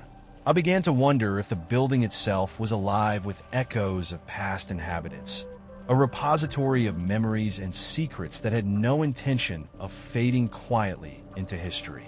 Late nights became a battleground between reason and fear. I pored over old newspapers in the local library and discovered stories of unexplained events, vanishings, and mysterious sightings associated with the very block where I now lived. Each headline and faded article seemed to mirror the anomalies I was experiencing, as if my own life were intricately woven into a tapestry of unresolved mysteries. I spent countless hours reviewing my recordings and photographs, searching for any pattern or logical explanation. The more I scrutinized the evidence, the more the disturbances escalated. Shadows danced in corners of the frame during my video recordings. Faint, indistinguishable voices whispered through the static. One evening, I even captured on camera a door I was certain had been closed suddenly swinging open on its own, as if inviting an unseen presence inside. Yet every investigation ended with no concrete answers, only a growing sense of disquiet. Now, as I sit in the dim glow of my desk lamp, I am tormented by one relentless, unanswered question. Am I the victim of an elaborate, external force, or have I simply lost my grip on reality? Every disappearing object, every unaccounted for sound, and every fleeting glimpse of a familiar stranger forces me to doubt what I once believed to be concrete. I meticulously document each occurrence in a desperate bid to convince myself, and perhaps someday others, that these events are not merely the figments of an overactive imagination. But as the anomalies continue to mount, I cannot help but wonder if some truths are destined to remain shrouded in mystery. In the quiet solitude of these long, sleepless nights, I grapple with the possibility that I am caught in the midst of something far larger than myself, a force that defies explanation, lurking just beyond the veil of ordinary perception. The evidence is as baffling as it is compelling, and yet I remain trapped between skepticism and the unnerving certainty that I am not alone. Even now, as I record these words, I hear the soft echo of footsteps in the corridor and the gentle murmur of voices I cannot place. I am left to wonder, are these occurrences real manifestations of an unseen presence, or have I simply lost touch with reality? The answer eludes me, leaving my fate suspended in uncertainty, as intangible and unresolved as the whispers in the dark. I first met him on my opening day at the new firm, a quiet introduction over stale coffee in a cramped break room. His name was Daniel, and at first he seemed like any friendly co-worker, polite, attentive, and eager to help a newcomer. He remembered small details from our brief conversations, a mention of my favorite author, a nod to my hometown, even a comment on the way I always wore a blue scarf on particularly chilly mornings. I shrugged off the flutter of unease that occasionally pricked at my skin. Perhaps I was simply new and overly sensitive. Over the next few weeks, Daniel's attention grew in intensity. His questions, once casual, began to dig deeper into my personal life. At lunch, he would ask about my family and my plans after work, his eyes soft yet insistent. "You must have someone waiting for you at home," he remarked one afternoon, his tone almost too familiar, as if he knew more than he should. I'd laugh it off, but a small part of me felt exposed, as though he were peering into corners of my life that I'd left closed. Other colleagues treated his inquiries as nothing more than friendly banter, but I couldn't shake the feeling that his interest was less about camaraderie and more about control. Then came the subtle signs that made me question my own judgment. I started noticing that Daniel seemed to appear at the most unexpected moments, not just at work, but in the small spaces between. One evening, as I left the office, I caught sight of him standing across the street under a flickering lamp. He didn't say a word, just watched, his gaze unervingly fixed. A week later, I found a note slipped under my apartment door. It was typed impersonal and simply read, "I hope you're doing well." I couldn't recall him ever writing to me, and yet the handwriting was unmistakably neat, almost too precise. The message sent shivers down my spine, and I began to wonder if my growing paranoia was justified. At work, the atmosphere turned increasingly claustrophobic. In meetings, I would catch Daniel's eyes on me for an extra moment longer than necessary, and when I tried to engage with other team members about his odd behavior, they brushed it off. "Daniel's just friendly," they'd say. "He's always been like that." But there was something in his compliments, so carefully chosen, so unnervingly detailed, that suggested he wasn't merely being kind. One day, he complimented my choice of outfit in a tone that bordered on possessive, as if he were admiring a prized work of art rather than simply making conversation. Outside the sterile glow of the office, the unsettling encounters continued. While walking home one rainy evening, I felt the sensation of being followed. I quickened my pace, and when I glanced over my shoulder, I saw Daniel in the distance, his umbrella a dark blot against the streetlights. He wasn't approaching, just lingering at a distance that defied explanation. In a moment of desperate rationality, I convinced myself that it was mere coincidence, a neighbor with similar timing, perhaps, but a lingering doubt gnawed at me. At home, I began noticing small changes that I couldn't account for. An open window that I was sure I had closed, a misplaced book that I distinctly remembered shelving. Was someone in my apartment, or was my mind betraying me? As days passed, the intensity of his behavior escalated. Daniel's presence became omnipresent, a whisper at the edge of every conversation, a shadow in every reflection. I started receiving strange text messages from an unknown number, brief, almost robotic compliments about how special I was, punctuated by seemingly mundane questions about my whereabouts. I tried to report these oddities to HR and even confided in a friend, but every time I broached the subject, they insisted I was overthinking things. "Maybe you're just stressed," they said, urging me to see him as nothing more than an overly friendly coworker. One afternoon, after a particularly long day, I found a small object on my desk, a keychain with an engraved initial that I recognized from a locket my mother had given me years ago. I couldn't fathom how it had gotten there, and when I looked up, Daniel was nowhere in sight. His habitual smile was replaced by a blank stare as he passed by the corridor. I felt as if my life were being subtly rewritten by someone with intimate knowledge of my past, my vulnerabilities laid bare. Now, as I sit in the dim light of my apartment, every creak of the floorboards and hum of distant traffic amplifies my growing dread. Daniel's face haunts my every thought, his intentions as ambiguous as the shifting shadows in my mind. I'm left questioning whether I've overreacted to an overly persistent coworker or if I truly have become entangled in something far more sinister. Even now, when I catch a glimpse of a stranger in a familiar coat or receive a cryptic message, I'm gripped by the thought, could he be watching, waiting for the perfect moment to step out of the background? I don't know whether I'm descending into paranoia or if the danger is real, lurking just beneath the surface of every benign encounter. The unanswered questions twist in my gut like a dark secret. Was it all an elaborate manipulation, or did I truly cross paths with someone whose intentions were to control and unsettle? As I prepare to leave this place behind, I can't help but wonder if, somewhere out there, Daniel is still watching, his gentle smile a mask for something far more dangerous. And that thought, that lingering uncertainty, ensures I'll never be able to look at a kind word or a friendly gesture the same way again. It was a cold, rainy night when I first realized something was terribly off. I was driving home after a long shift at work, my thoughts muddled by exhaustion and the relentless downpour. I pulled into a nearly deserted gas station on the outskirts of town, a relic of a once bustling highway stop now forgotten by time. The neon sign flickered feebly, and the sound of rain on the tin roof was the only welcome companion as I filled my tank. That's when I saw him. Leaning against the grimy window of the small convenience store was a man in a dark, threadbare coat and a wide-brimmed hat pulled low over his eyes. At first, I assumed he was simply waiting for his turn or seeking shelter from the storm, but something in his stillness and the way he watched me unsettled me immediately. I tried to dismiss the feeling as paranoia brought on by fatigue, but as I finished up and turned to leave, he stepped forward. "Lost something, haven't you?" he said in a voice so soft it barely carried over the rain. I froze for a moment. His words, paired with that unnerving, crooked smile, sent a surge of panic through me. I mumbled a quick goodbye and hurried back to my car, my heart pounding in my ears.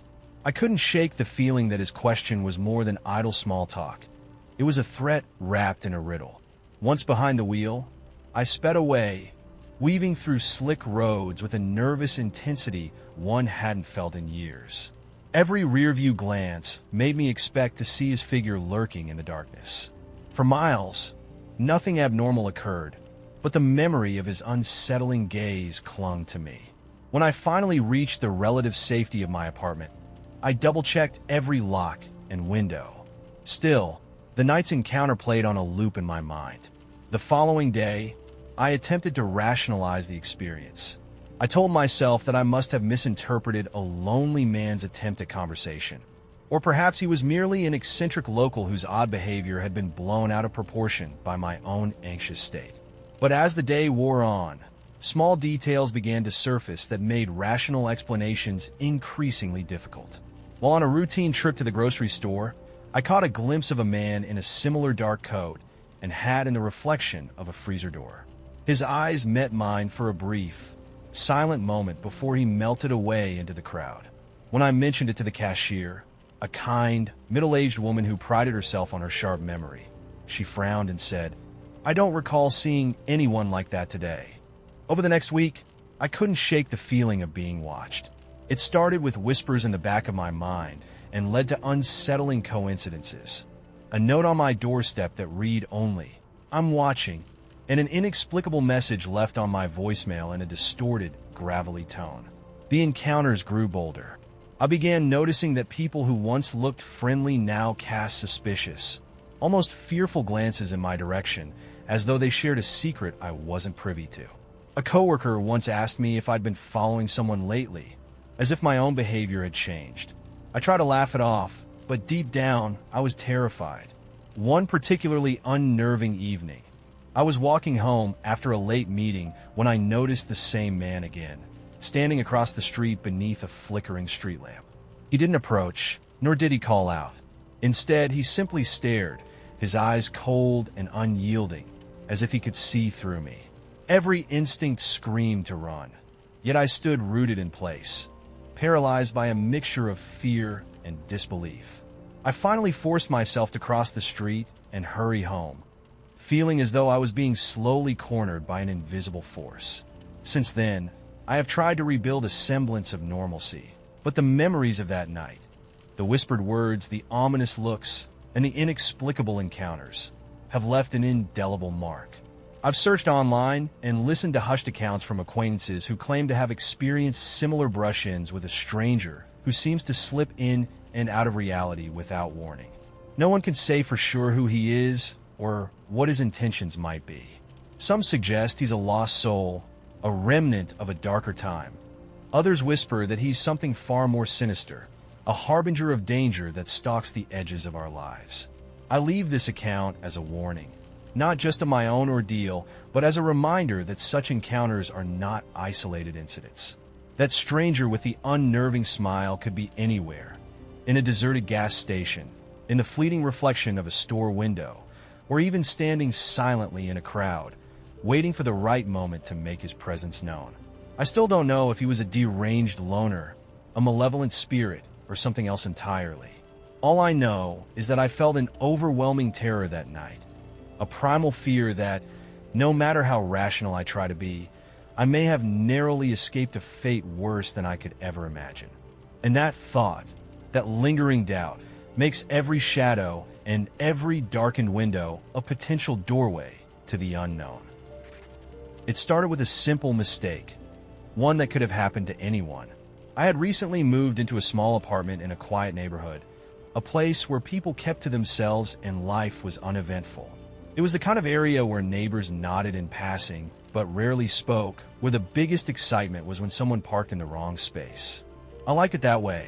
It felt safe, predictable, until one night when I knocked on the wrong door.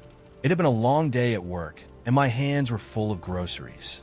Distracted, I went up one flight too many and knocked on the door that I thought was mine. A few seconds later, the door opened slightly, and a man peered out. He was older, maybe in his 60s, with thinning gray hair and dark, heavy-lidded eyes. Something about him made my skin prickle. "Sorry," I said quickly, shifting my bags. Wrong floor." The man didn't say anything right away. He just stared at me, his eyes fixed in a way that made me uncomfortable. Then, with a slow, almost mechanical nod, he said, "Not a problem. You should be careful." I muttered a quick apology again and turned to leave. As I walked down to my actual apartment, I couldn't shake the feeling of his stare lingering behind me. It wasn't just that I had disturbed him. It was the way he had looked at me, like he had been expecting me. That should have been the end of it. Just an awkward encounter with a neighbor. But the next evening, as I was unlocking my door, I heard slow, deliberate footsteps coming down the hall. I glanced up and saw him standing a few feet away, watching me. He wasn't carrying anything, wasn't heading anywhere, just standing there. The hall was dimly lit, and the shadows made his face look even more hollow. "You live alone," he said, his voice low and flat. It wasn't a question. My stomach twisted. Elite. My boyfriend stays over a lot, though." He gave another slow nod. "Good. It's safer that way." Then, without another word, he turned and walked back up the stairs to his apartment. I locked my door the second it closed behind me. From that point on, I started noticing little things. My doormat was slightly askew when I came home, even though I always lined it up perfectly. My mailbox, which I rarely checked, would sometimes be open, though nothing was missing. And at night, I would sometimes hear faint sounds from the hallway, soft shuffling, like someone standing just outside my door, barely moving. One evening, I was coming home later than usual when I saw the old man standing in the lobby near the mailboxes. He wasn't getting mail or waiting for anyone, just standing there, looking at the entrance like he was expecting something. I hesitated before stepping inside, but I didn't want to seem paranoid. I gave him a small nod and walked past. "You've been getting home later," he said. My blood turned to ice. I forced a laugh. "Yeah, work's been crazy." "Ah," he said, nodding. "Long nights. Dangerous for people alone." Something about the way he said it, so matter-of-fact, made my skin crawl. I didn't respond. I just hurried up the stairs and locked my door behind me. That night, I barely slept. The next day, I spoke to the building manager. I tried to be casual, asking about the older man on the top floor. "Oh, Mr. Lowry," the manager said. "He keeps to himself. Lived here forever." I asked if there had ever been any complaints. The manager frowned, but shook his head. "Not that I know of. Everything okay?" I hesitated, but ended up saying no more than, "He just seems odd." That night, something happened that made me realize I wasn't imagining things. I woke up to a sound, something faint but distinct, the metallic scrape of a key in a lock. I shot up in bed, heart pounding. I held my breath, straining to listen. Then another sound, the handle of my front door, turning ever so slightly. I grabbed my phone and turned on the flashlight, aiming it at the door. Silence. I stayed frozen for what felt like hours, but in reality, it was maybe 2 minutes before I heard it. A slow, steady retreating of footsteps. I barely slept. The next morning, I checked the door. The locks were still in place, but the doorknob felt wrong, like someone had been messing with it. I called the building manager again, demanding to know if anyone had keys to my unit. He assured me only he and I had copies. I told him what happened, but without proof. All he could do was suggest calling the police if it happened again. That evening, I decided to set up my phone to record overnight. I propped it up against the door, angled toward the entryway, and hit record before going to bed. When I woke up, the phone had fallen over. I assumed it was nothing, just gravity or vibrations from me moving in bed. But when I checked the footage, my blood ran cold. At 2:46 a.m., the doorknob moved. It was slight, almost imperceptible, but I could see it turning just a fraction of an inch, as if someone was testing it. Then for a full minute, nothing. And then at 2:48, the video picked up the faintest movement at the bottom of the door, like a shadow just outside the frame. I packed a bag and left that morning. I told the manager I was having family issues and needed to move out immediately. I stayed with a friend for a few days while I looked for a new place. I never went back. A week later, out of sheer morbid curiosity, I called the building manager one last time. I told him I wanted to know if there had been any past complaints about Mr. Lowry, or anything strange. There was a pause on the line. "Funny you ask," the manager finally said. "I looked into it after we talked last time.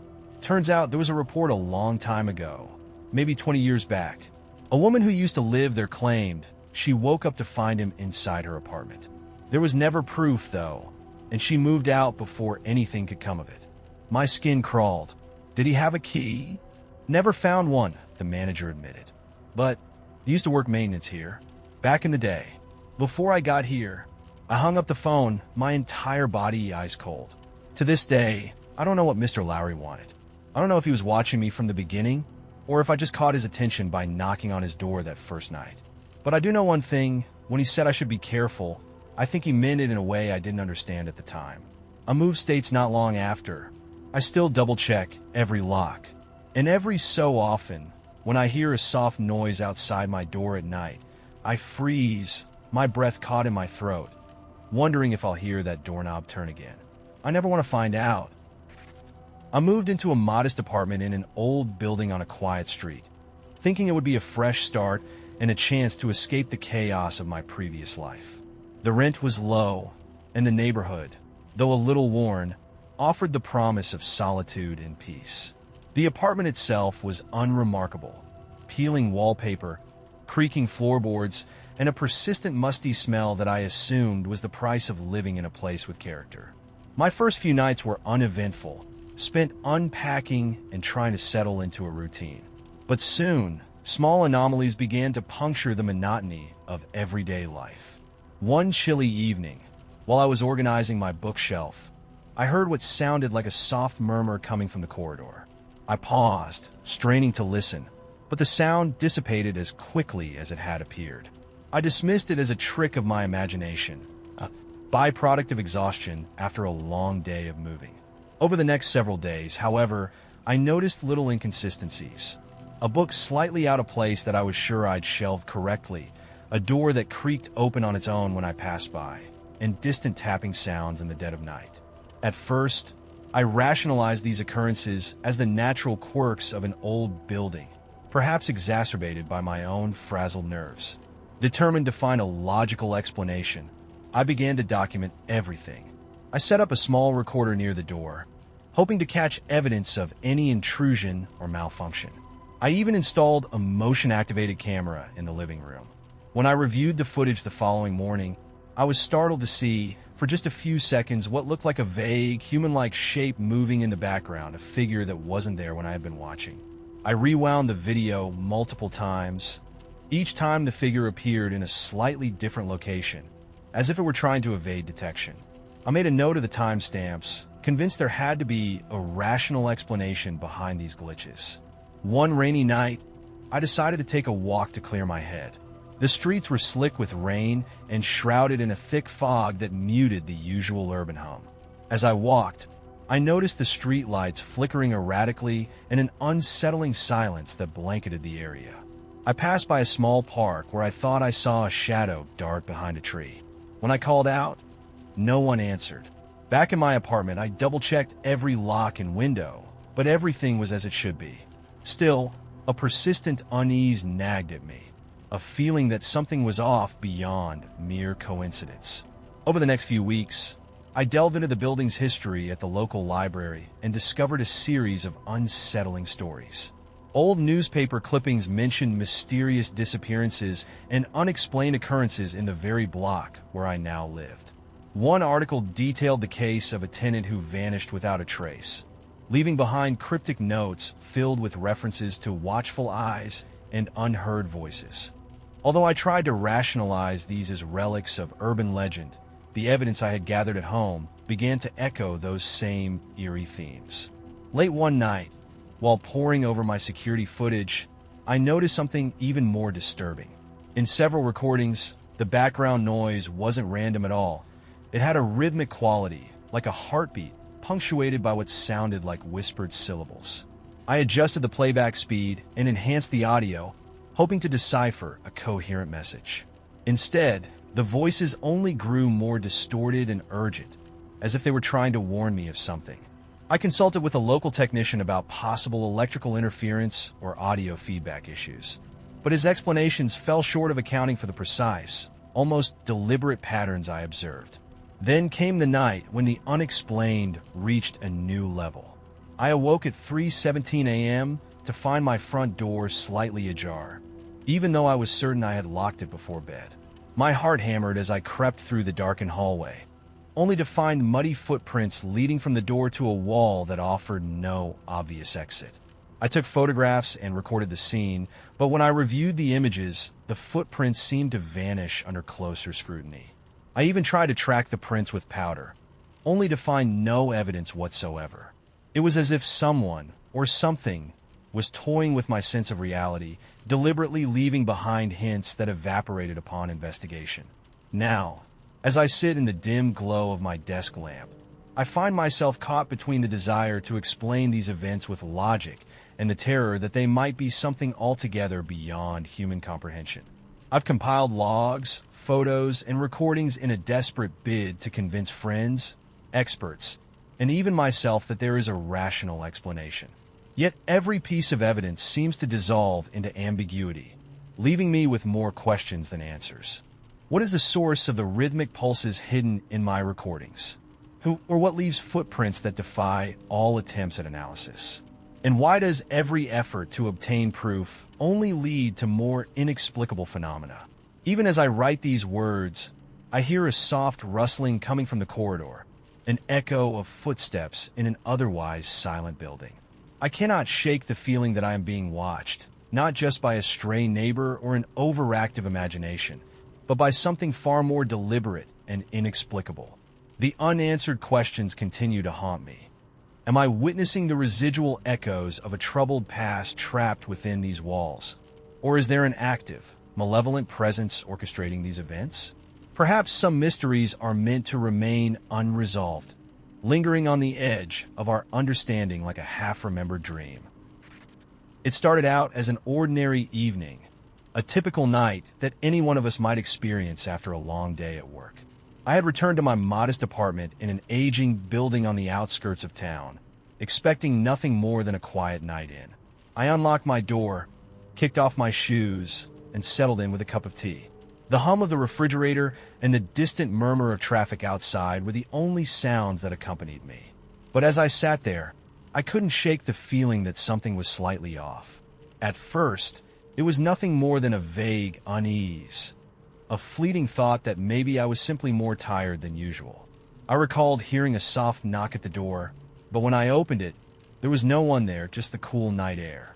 I chalked it up to the wind or my imagination playing tricks on me. The next day, as I went about my routine, I began noticing little things that didn't add up. A book I had left on the coffee table was later found on the kitchen counter. My keys, which I always placed in a small dish by the entrance, were discovered later atop the bookshelf in the living room. I convinced myself that I must have been distracted, that the chaos of a busy day had jumbled my memory. Over the following week, these minor oddities grew in frequency and strangeness. I'd return home to find doors slightly ajar, even though I was sure I'd locked them. Sometimes, I would catch a glimpse of a figure in the reflection of a darkened window, a fleeting shape that vanished as soon as I turned to look directly. I even started hearing muffled voices late at night, whispers that seemed to seep through the walls. It wasn't until I reviewed the security footage from a camera I had hastily installed that the terror truly set in. In several short clips, there were moments when a shadowy figure moved through the hallway, pausing just outside my door. The recordings were grainy and hard to decipher, but one thing was clear. Something or someone was in my apartment when I wasn't there. I spent sleepless nights poring over every detail, searching for a logical explanation. I called the building manager, who dismissed my concerns with a tired shrug, insisting that the old building creaked and shifted, that my mind was likely playing tricks on me. But every time I closed my eyes, I could still see that faint outline, feel that inexplicable presence. My phone began to ring at odd hours with no one on the other end, just silence punctuated by static. I started receiving strange text messages with no sender, simply reading, "I know you're there," or "You can't hide." I felt as if my life was being slowly, deliberately invaded by something beyond my control. One night, the unsettling occurrences reached a terrifying crescendo. I had just returned from a late shift, the city streets washed in the pale glow of streetlights, when I found my front door slightly open. My heart pounded as I cautiously stepped inside, every step echoing in the silent darkness. I called out, but only my own voice answered back. In the living room, the camera was still recording, capturing an eerie, motionless figure standing in the corner. I edged closer, only to realize that it wasn't a person at all. It was a pile of old boxes I was sure hadn't been there before. But the sense of being watched was overwhelming, as if every inch of my home had been infiltrated by a presence that defied explanation. Desperate for answers, I began to retrace my steps and document every odd detail. I asked a few neighbors if they'd noticed anything unusual, but their responses were vague and dismissive. A few mentioned strange sounds in the halls, but nothing concrete. I visited the local archives and learned that the building had a troubled past. Stories of missing tenants and unexplained occurrences were woven into its history like a dark tapestry. The knowledge did nothing to soothe me. In fact, it only deepened the fear that I was entangled in something far more sinister than a series of coincidences. Every night thereafter was a struggle between rationality and sheer terror. The familiar became alien. The soft creak of the floorboards, once a comforting reminder of home, now sounded like the slow approach of footsteps. Shadows danced in the corners of my vision, and every whisper of wind seemed to carry voices I couldn't quite understand. I could no longer tell whether the inexplicable events were the result of a malevolent presence or the fraying edges of my own sanity. I lived in constant dread of the next knock at the door or the next inexplicable movement caught on camera. Even now, as I write these words, I can't shake the memory of that night. I eventually moved out, leaving behind the apartment and its secrets, but the terror has never left me. I still wake in the middle of the night, certain that I'm being watched, certain that somewhere in the shadows, something is waiting. No one has ever offered me a satisfying explanation, and despite the rational reassurances of others, I know in my gut that what I experienced was real. I share this story not as a work of fiction, but as a testament to a terrifying truth, that sometimes inexplicable and malevolent forces can invade the most ordinary lives, leaving you with no answers and a lifetime of fear. This was a real and terrifying event, and I can't help but wonder, why did it happen to me? I moved into my new apartment on a brisk autumn evening, excited for a fresh start in a quiet part of the city. The building was older but charming, a converted brick structure with creaking floors and a vintage feel that I instantly fell in love with. On my first day, everything seemed perfectly normal. I unpacked my belongings, arranged my few cherished items on the shelves, and admired the modest layout that felt like it had been designed just for me. The living room had a large bay window that let in warm sunlight during the day, and the kitchen, though small, was cozy and inviting. I settled in, feeling optimistic about the life I was about to build in this little haven. The next morning, as I sipped my coffee at the kitchen table, I noticed something odd. My favorite mug, a chipped white one I'd used for years, sat in the same spot, but the chip was gone, replaced by a pristine, smooth rim. I frowned, assuming I must have replaced it in a bout of absent-minded cleaning. I shrugged it off and went about my day. However, when I returned that evening, I discovered that the arrangement of my furniture was slightly different. The coffee table was pushed a few inches to the left, and the couch, which I was sure I'd positioned facing the window, now sat angled toward the doorway. I recalled leaving everything exactly as it was, yet the changes were undeniable. My heart pounded with a creeping uncertainty, and I wondered if exhaustion or stress was playing tricks on me. Over the following days, these anomalies became more frequent. I began finding small notes scribbled on pieces of paper in unexpected places. A short message on a sticky note on my mirror that simply read, "Remember." A cryptic phrase etched lightly into the condensation on the refrigerator door, and once, a handwritten warning taped to the underside of my desk that said, "Don't forget me." Each time I encountered these oddities, I questioned whether I was merely misremembering the original state of things, or if something else was at work. I started taking photos and making notes, trying to document the changes. Yet whenever I reviewed my recordings, the images and details would shift ever so slightly. Furniture moved just a bit. Lighting that once cast familiar shadows now played tricks with my eyes. One evening, I came home after a long day and immediately sensed that something was different. I walked into the living room and froze. The layout appeared identical at first glance, yet there was an inexplicable presence in the air, as if the room had been subtly rearranged in my absence. I walked over to my bookshelf, and to my horror, a book I was certain I'd never owned was now nestled among my favorites. The spine of the book bore a title that sent shivers down my spine, a title I couldn't quite recall ever hearing before. My mind raced with thoughts. Had someone been in my apartment? Was I losing my grip on reality? I called my friend, someone I trusted implicitly, but when I described the changes, they laughed it off as a trick of my tired mind, a minor detail I was overanalyzing. The turning point came one cold, rainy night when I sat alone in the dark, my only light coming from a flickering lamp on the coffee table. I distinctly remembered leaving the lamp switched off that morning, yet it glowed softly now, illuminating a message scrawled in red ink on the wall near the window. "You are not alone." I stared at it in disbelief, my pulse racing. I reached out to touch the writing, half expecting it to vanish under my fingers. But it was there, solid and unyielding. I spent hours pacing the apartment, trying to reconcile this intrusion with the familiar environment I thought I knew. Every corner of the room seemed to hold a secret, a subtle shift in color, a misplaced object, an echo of a conversation I wasn't sure I'd had. As days turned into weeks, the apartment's behavior grew increasingly erratic. Every time I left and returned, I found new, subtle alterations. The curtains would be drawn differently, the placement of a vase would change, and sometimes I even caught fleeting reflections in the window of someone standing behind me, only to vanish when I turned around. I began to suspect that these were not random coincidences, but deliberate adjustments, like a scene being reset by an unseen director. The notion was both terrifying and oddly captivating. I started to wonder if I had unwittingly stepped into a closed loop or alternate reality, a space where time and events could be manipulated at will.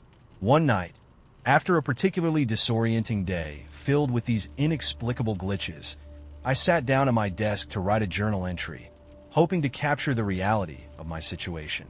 As I scribbled down my observations, I felt an overwhelming sense of déjà vu. The words I wrote seemed to rearrange themselves on the page, forming new sentences that hinted at hidden messages about destiny, entrapment, and the nature of existence.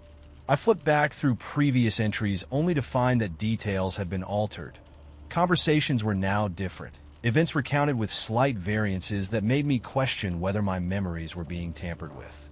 It was as if the apartment, and perhaps the entire world around me, was a fluid, shifting construct constantly rewriting itself without my consent. In a final, desperate attempt to understand what was happening, I set up a camera to record the apartment overnight. I hoped to catch some evidence of these shifts in real time. I watched the footage the next morning, my hands trembling as I fast-forwarded through hours of static and silence. And then, at exactly 3:17 a.m., I saw it. The living room, bathed in dim light, began to morph imperceptibly. The couch shifted an inch forward, the coffee table rotated by a few degrees, and a previously unnoticed figure, a faint, blurry silhouette, drifted past the window. The scene repeated itself exactly an hour later, as if the same sequence was being replayed like a corrupted loop. My heart sank with the realization that I was trapped in something far beyond a simple series of coincidences. Now, as I sit in this ever-changing apartment, I can no longer tell what is real and what is a product of this disturbing loop. Every day, I wake up to a version of my home that is both familiar and alien. I've come to accept that I might be living in an alternate reality, a meticulously constructed simulation where every detail can shift and reset at a moment's notice. The thought is both horrifying and strangely liberating. If reality is nothing more than a series of glitches, then perhaps nothing truly matters. Yet, the unsettling certainty that I am not in control, that some unseen force is orchestrating these changes, leaves me with a persistent, nagging dread. I have tried to escape, to leave the apartment behind and return to the normal world I once knew. But every attempt only deepens the mystery. The doorways, the windows, even the very air seem to conspire to keep me within this closed loop. And now, as I write these words in the fading light of another uncertain evening, I confront the possibility that reality itself is fake. A programmed illusion where every detail can be rewritten at any moment. I am trapped in this cycle of inexplicable changes, and I fear I may never break free. The world around me continues to shift in ways I can neither predict nor control, and I am left with the chilling realization that I might have become nothing more than a glitch, a permanent error in an otherwise flawless simulation. I moved into my little apartment about a year ago, thinking it would be the perfect fresh start. It was a modest space in an old building, a few creaky floors and a faded charm that I found oddly comforting. The first few weeks were uneventful. I spent my evenings unpacking, arranging my few cherished belongings, and enjoying the quiet. But then, one evening as I was making tea in the kitchen, I reached for my favorite mug, a chipped white mug that had been my constant companion for years, and it wasn't in its usual spot on the shelf. Instead, it was on the counter, as if someone had taken it out and left it there deliberately. I brushed it off as a moment of forgetfulness on my part and set it back, though a small knot of unease began to form in my stomach. The next day, small things started disappearing. A pen from my desk, a pair of socks from my drawer, even the remote control that I was sure I had just put down on the coffee table. At first, I assumed I was misplacing them, but the frequency was too peculiar. Then I noticed marks, faint, scratch-like lines on the door frame of my bedroom, as though something had been dragged along it. I asked my neighbor if she had seen anything odd in the hallway, but she just smiled and said, "Everything seems normal to me."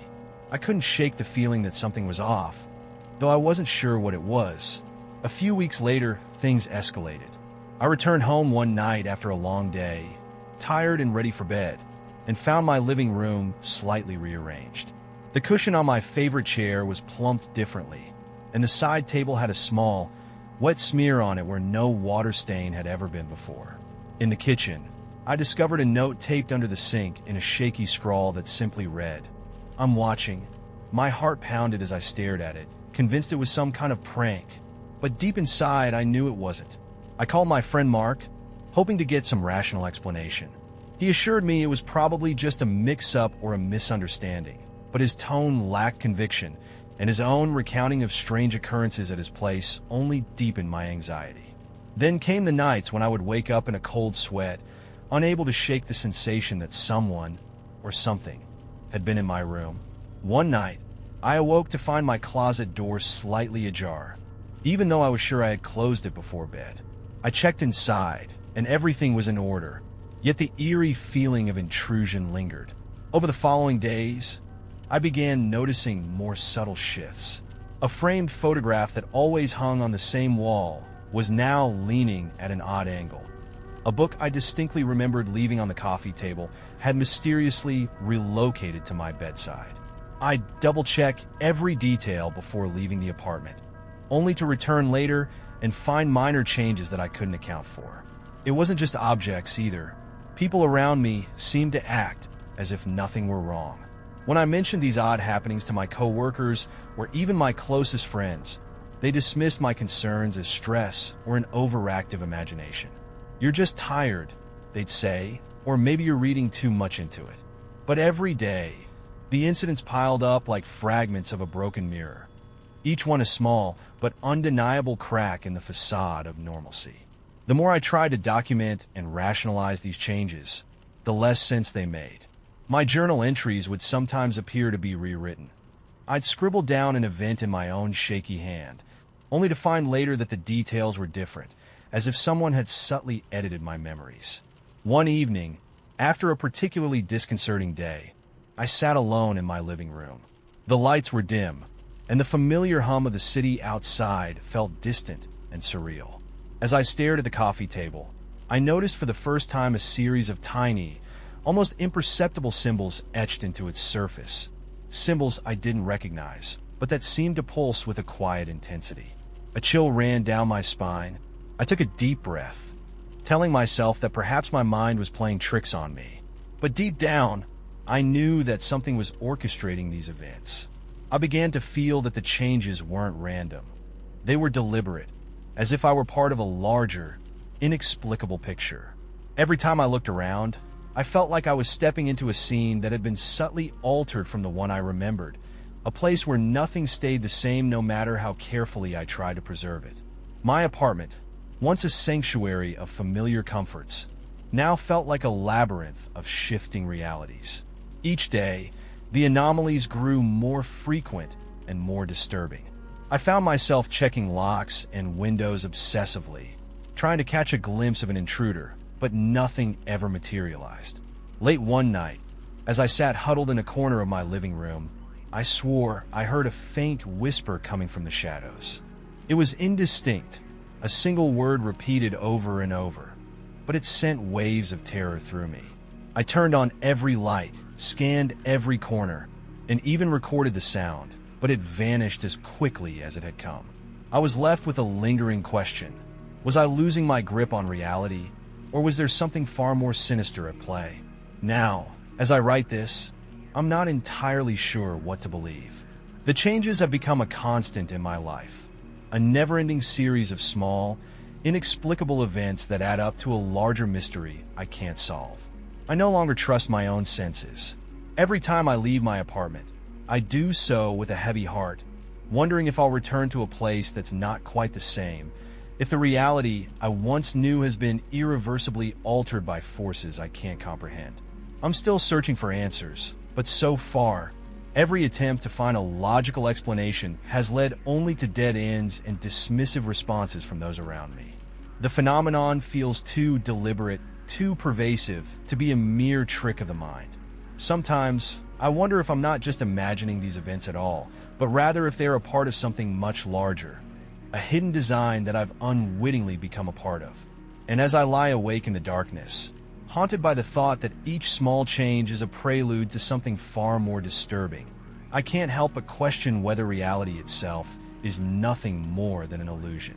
The unsettling truth may be that there's something out there, manipulating the very fabric of my existence, and I'm trapped in a loop of inexplicable changes that I can't escape.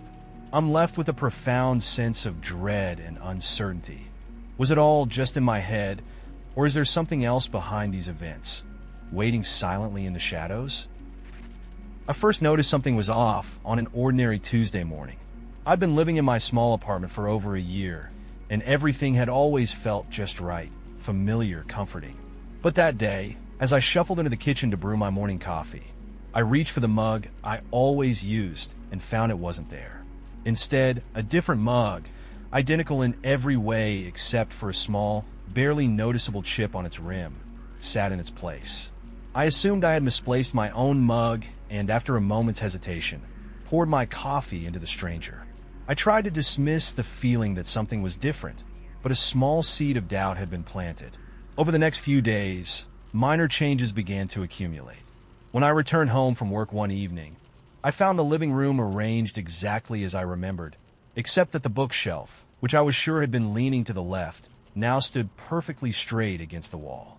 My favorite cushion, which I always left on the sofa, was now on the floor, as if it had been moved during the night. I mentioned it to my roommate, expecting a shrug or a quick apology, but she simply said, "I don't remember that happening," with a puzzled frown. I brushed it off, attributing it to my own forgetfulness. Yet the nagging uncertainty continued to grow. Soon, the changes became more disconcerting. While at the grocery store, I ran into Mr. Harmon, an elderly gentleman I'd seen several times before. He greeted me with a warm smile and asked how my family was doing, questions that he had never asked me in previous encounters. I recalled our past greetings as brief and impersonal, yet this time his tone was almost familiar in a way I couldn't place. I even noticed that his walking stick, which he always used to steady himself outside the store entrance, was missing its usual carved handle and now sported an entirely different design. I tried to mention it to him, but he only laughed softly and changed the subject, leaving me with more questions than answers. At work, the phenomenon continued. One afternoon, I noticed that the layout of the office break room had subtly shifted. The coffee machine, which I always assumed was in the same corner, had been moved to the opposite wall. The sticky notes on the bulletin board bore messages I didn't recall being posted before, cryptic phrases like "remember the past" and "change is inevitable." When I brought it up with a co-worker, he looked at me blankly, as if I had just invented the whole conversation. I couldn't shake the eerie feeling that my familiar world was slowly being rewritten, one inconspicuous detail at a time. As the weeks went by, the changes became increasingly personal and unnerving. One night, after returning home later than usual, I found my apartment door slightly ajar, though I was certain I had locked it. Inside, everything seemed normal at first glance. My belongings were in their usual places, the lights were on, but then I noticed that my calendar on the wall had a date circled in red that I didn't recall marking. The date was today. I felt a cold sweat break out on my forehead as I flipped through the pages of my notebook, only to find that some entries had been altered. Details of events I remembered vividly had been rewritten in subtle, disturbing ways. I called my best friend in a panic, but when I mentioned these changes, she insisted I was just stressed and that I must have been mistaken. It was as if no one else could perceive the alterations that were happening around me. Every time I tried to document the changes, I found that my records were inconsistent. I would take photos of my living room, only to compare them later and notice that objects had shifted imperceptibly between shots. The same car I saw parked outside my building one morning reappeared in a different spot the next day, its license plate unchanged but its position inexplicably altered. Even my own reflection began to betray me. One evening, while passing by a mirror in a hallway, I saw myself momentarily with an expression that wasn't my own, an eerie, vacant look that sent a chill down my spine. My anxiety mounted as I began to question everything I once held as certain. The world around me, once a constant, was now fluid and mutable. Every conversation, every interaction with someone I thought I knew, was tinted with a subtle, alien quality. My neighbor, Mrs. Delgado, who used to greet me cheerfully every morning, now offered only a curt nod, her eyes darting away whenever I tried to speak with her.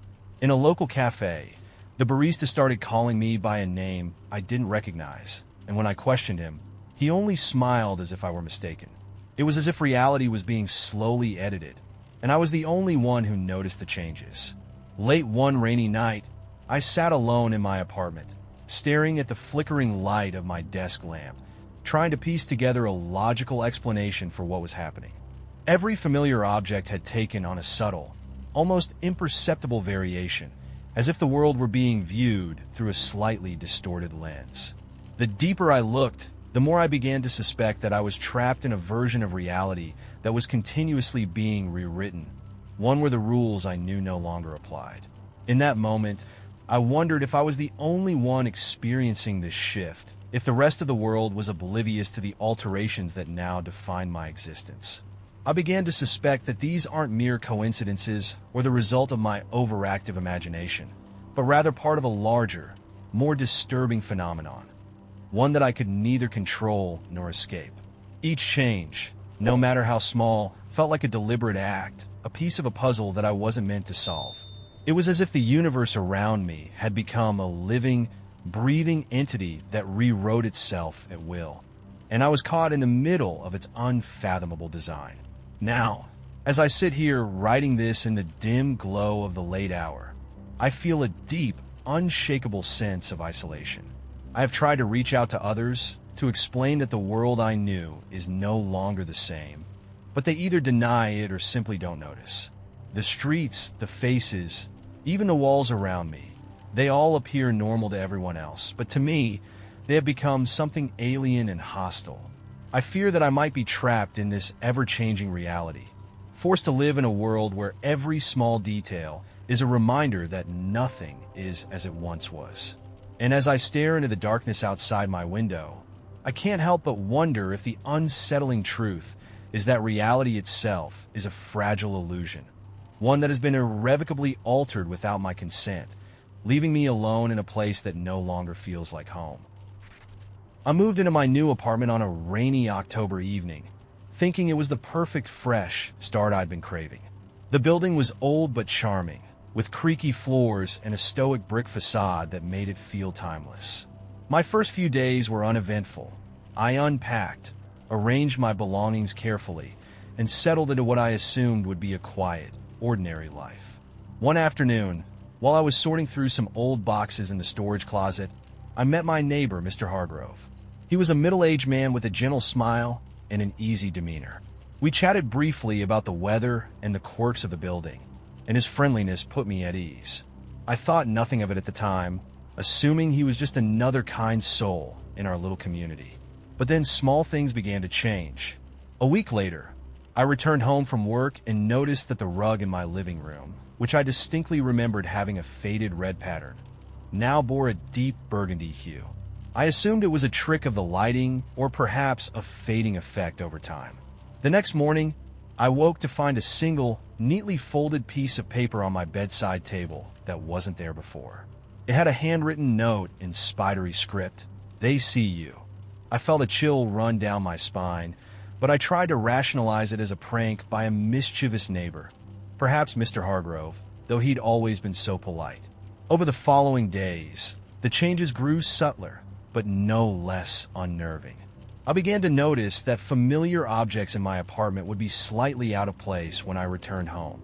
A book I'd left on the coffee table was now on the shelf, and the picture frame on my desk was angled differently, as if it had been deliberately adjusted.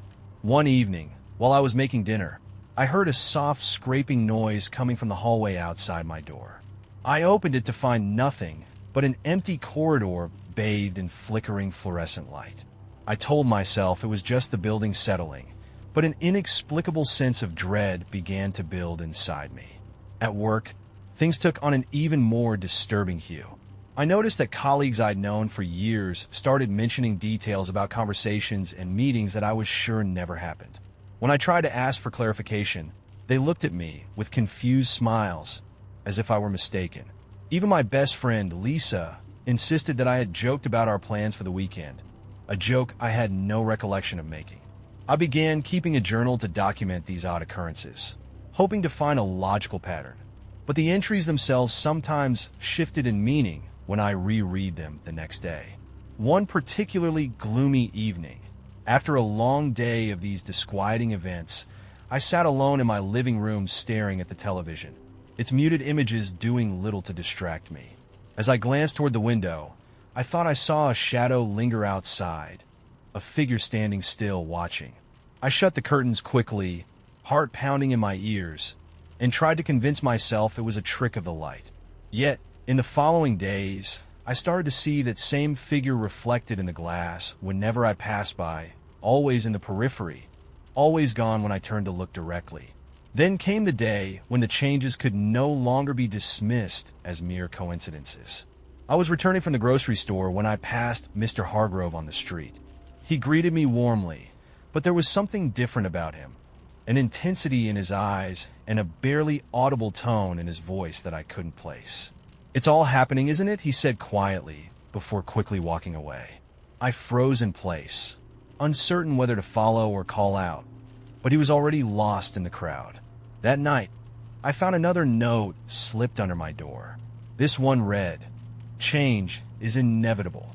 The word struck me like a warning, and I felt as if the walls of my once safe haven were closing in around me. Desperation took hold as I attempted to reach out to others. I described my experiences to Lisa and a few coworkers, but they either dismissed my concerns as stress-induced paranoia or insisted that I must be misremembering. Even Mr. Hargrove's behavior was explained away as the ramblings of a quirky old man. I started to fear that I was losing my grip on reality, that my mind was playing cruel tricks on me. Yet every night, I lay awake listening for sounds in the hallways, questioning whether I was imagining the subtle movements of my furniture, the rearranged photographs, and the inexplicable notes that kept appearing. One sleepless night, as thunder rumbled in the distance and rain battered the windows, I sat at my desk reviewing the journal entries. I noticed a pattern emerging. Each change, each note, was not random but seemed to be building towards something larger, something I couldn't yet comprehend. The feeling that I was being observed wasn't just from outside. It was as if a presence had seeped into my very life, controlling small details, rewriting moments of my day without my consent. I began to suspect that the apartment, the neighbors, even the people I thought I knew, were part of a tapestry of carefully orchestrated changes. I felt isolated in my knowledge, trapped in a world where the ordinary was continuously undermined by an unseen force. Now, as I write these words in the dim light of a waning evening, the sense of unease is overwhelming. I can no longer trust what I see or what I remember. Each time I return to my apartment, familiar objects are shifted ever so slightly, and every face I meet carries a secret I can't decipher. I'm haunted by the thought that I've stumbled into something far darker than simple coincidences, a living, breathing anomaly that rewrites reality as effortlessly as one might rearrange furniture. It's as if I've become the unwitting subject of an experiment, confined in a loop where nothing remains static and every minute detail is manipulated by forces beyond my control. I'm left with a chilling realization. I may be trapped in a world that appears normal to everyone else, but to me, it has become alien and hostile, a place where the very fabric of reality is unraveling, and I may never find the answers I so desperately seek. The first time I noticed something was wrong, it was small, almost laughable. My coffee mug, plain white with a tiny chip on the handle, was suddenly blue. I had owned that mug for years, the chip a familiar rough edge under my thumb every morning. But when I picked it up that day, the ceramic was smooth, unblemished, and an entirely different color. I stared at it for a long time, confused. Maybe I had grabbed the wrong one. Maybe I had replaced it and forgotten. But a strange unease settled in my chest, and I put it back down without drinking from it. Then it happened again. My apartment, always a little cluttered, suddenly felt off. Not in a way I could pinpoint, but like a place I had only ever seen in a dream. Familiar yet completely wrong. The pictures on the walls weren't the same ones I had framed. The bookshelf had an extra row of books, titles I had never seen before, but whose spines looked worn, as if I had read them countless times. Even my couch felt different, the fabric smoother, the cushions firmer. I told myself I was imagining things. Stress, exhaustion, or maybe just forgetting small details. That was normal, right? But then I went to work. The office building was the same. The hallways, the elevator, the irritating hum of the fluorescent lights. But when I walked to my desk, my nameplate was missing. In its place was a different one, though the desk itself held all my things. My notepads, my coffee-stained keyboard, even the sticky note I had written a reminder on the day before. My stomach twisted. I turned to my co-worker, Michelle, sitting at the desk beside mine. "Did someone mess with my nameplate?" I asked, forcing a casual laugh. She looked up, blinking. "What do you mean?" I pointed at the desk. "My name's missing." She glanced at it and then back at me, confused. "That's not your desk." I felt a prickle at the back of my neck. "Yeah, it is. I've been sitting here for 3 years. Michelle frowned, tilting her head like I had just told a bad joke. "You sit over there," she said, pointing 2 desks down. I followed her gaze. Sure enough, there was another desk, one I had never sat at, neatly arranged with a nameplate that had my name on it. I stared at it, my skin crawling. The desk looked lived in. There were framed photos of my family, a coffee mug. This one was white, chipped at the handle, and even a notepad with my handwriting scrawled across it. And yet, I had never sat there before. I was sure of it. "You okay?" Michelle asked, concern creeping into her voice. I nodded slowly, forcing a weak smile. "Yeah, just tired." But I wasn't okay, because when I sat down at my new desk, everything felt disturbingly normal. My passwords worked. My files were all there. My email history was intact. As if this had always been my desk. As if I had always been here. I barely made it through the day, my mind a fog of unease. When I got home, I went straight to my bedroom and pulled open my closet. My clothes were all there, but I swore some of them weren't mine. A green sweater I had never bought, but that smelled faintly of my detergent.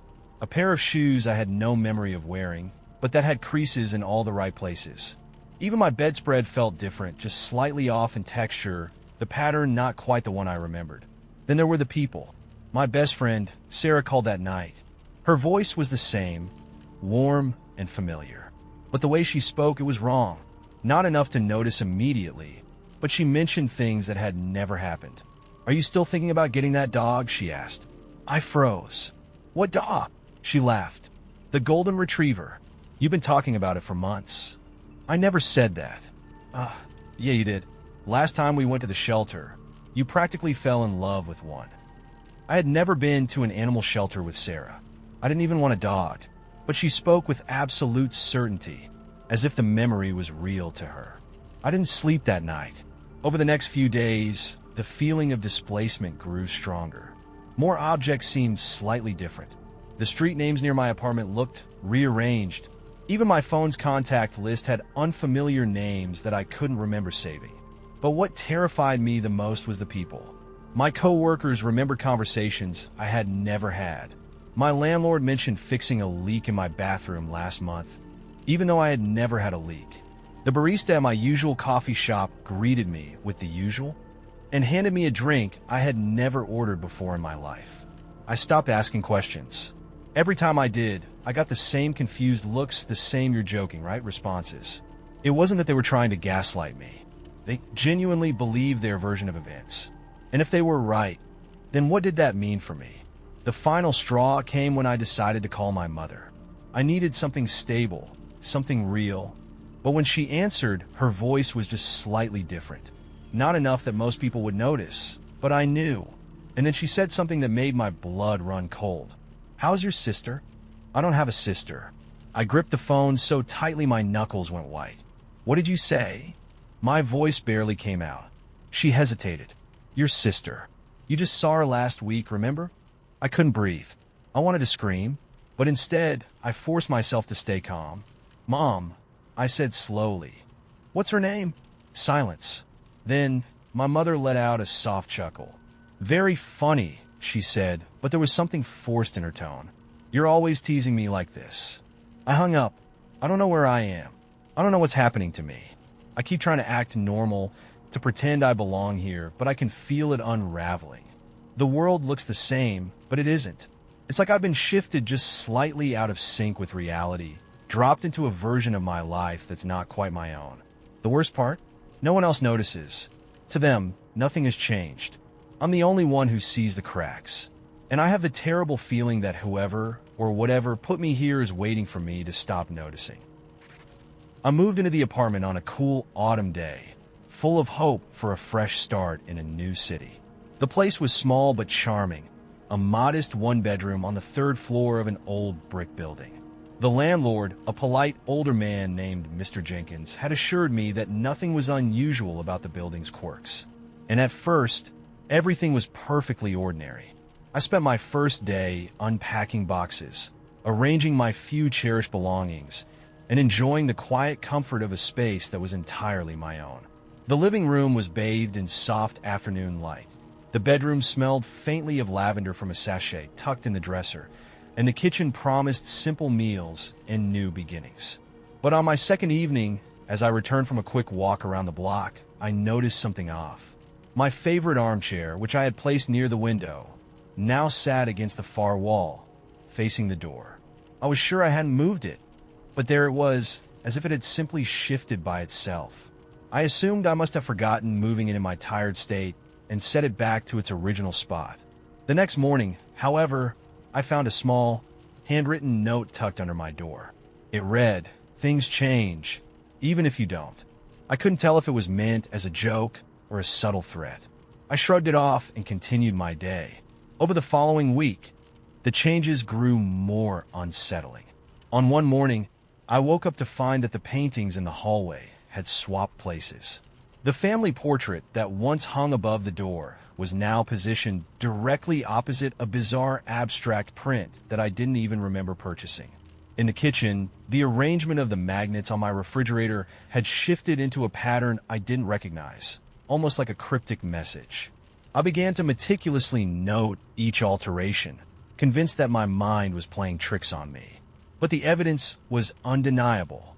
Every time I returned home, something had changed. A vase that I had placed on the windowsill one day would be found on the mantel the next. A stack of mail would disappear from the entryway and reappear neatly arranged on the dining table. I tried to tell my neighbor, Linda, about the odd occurrences.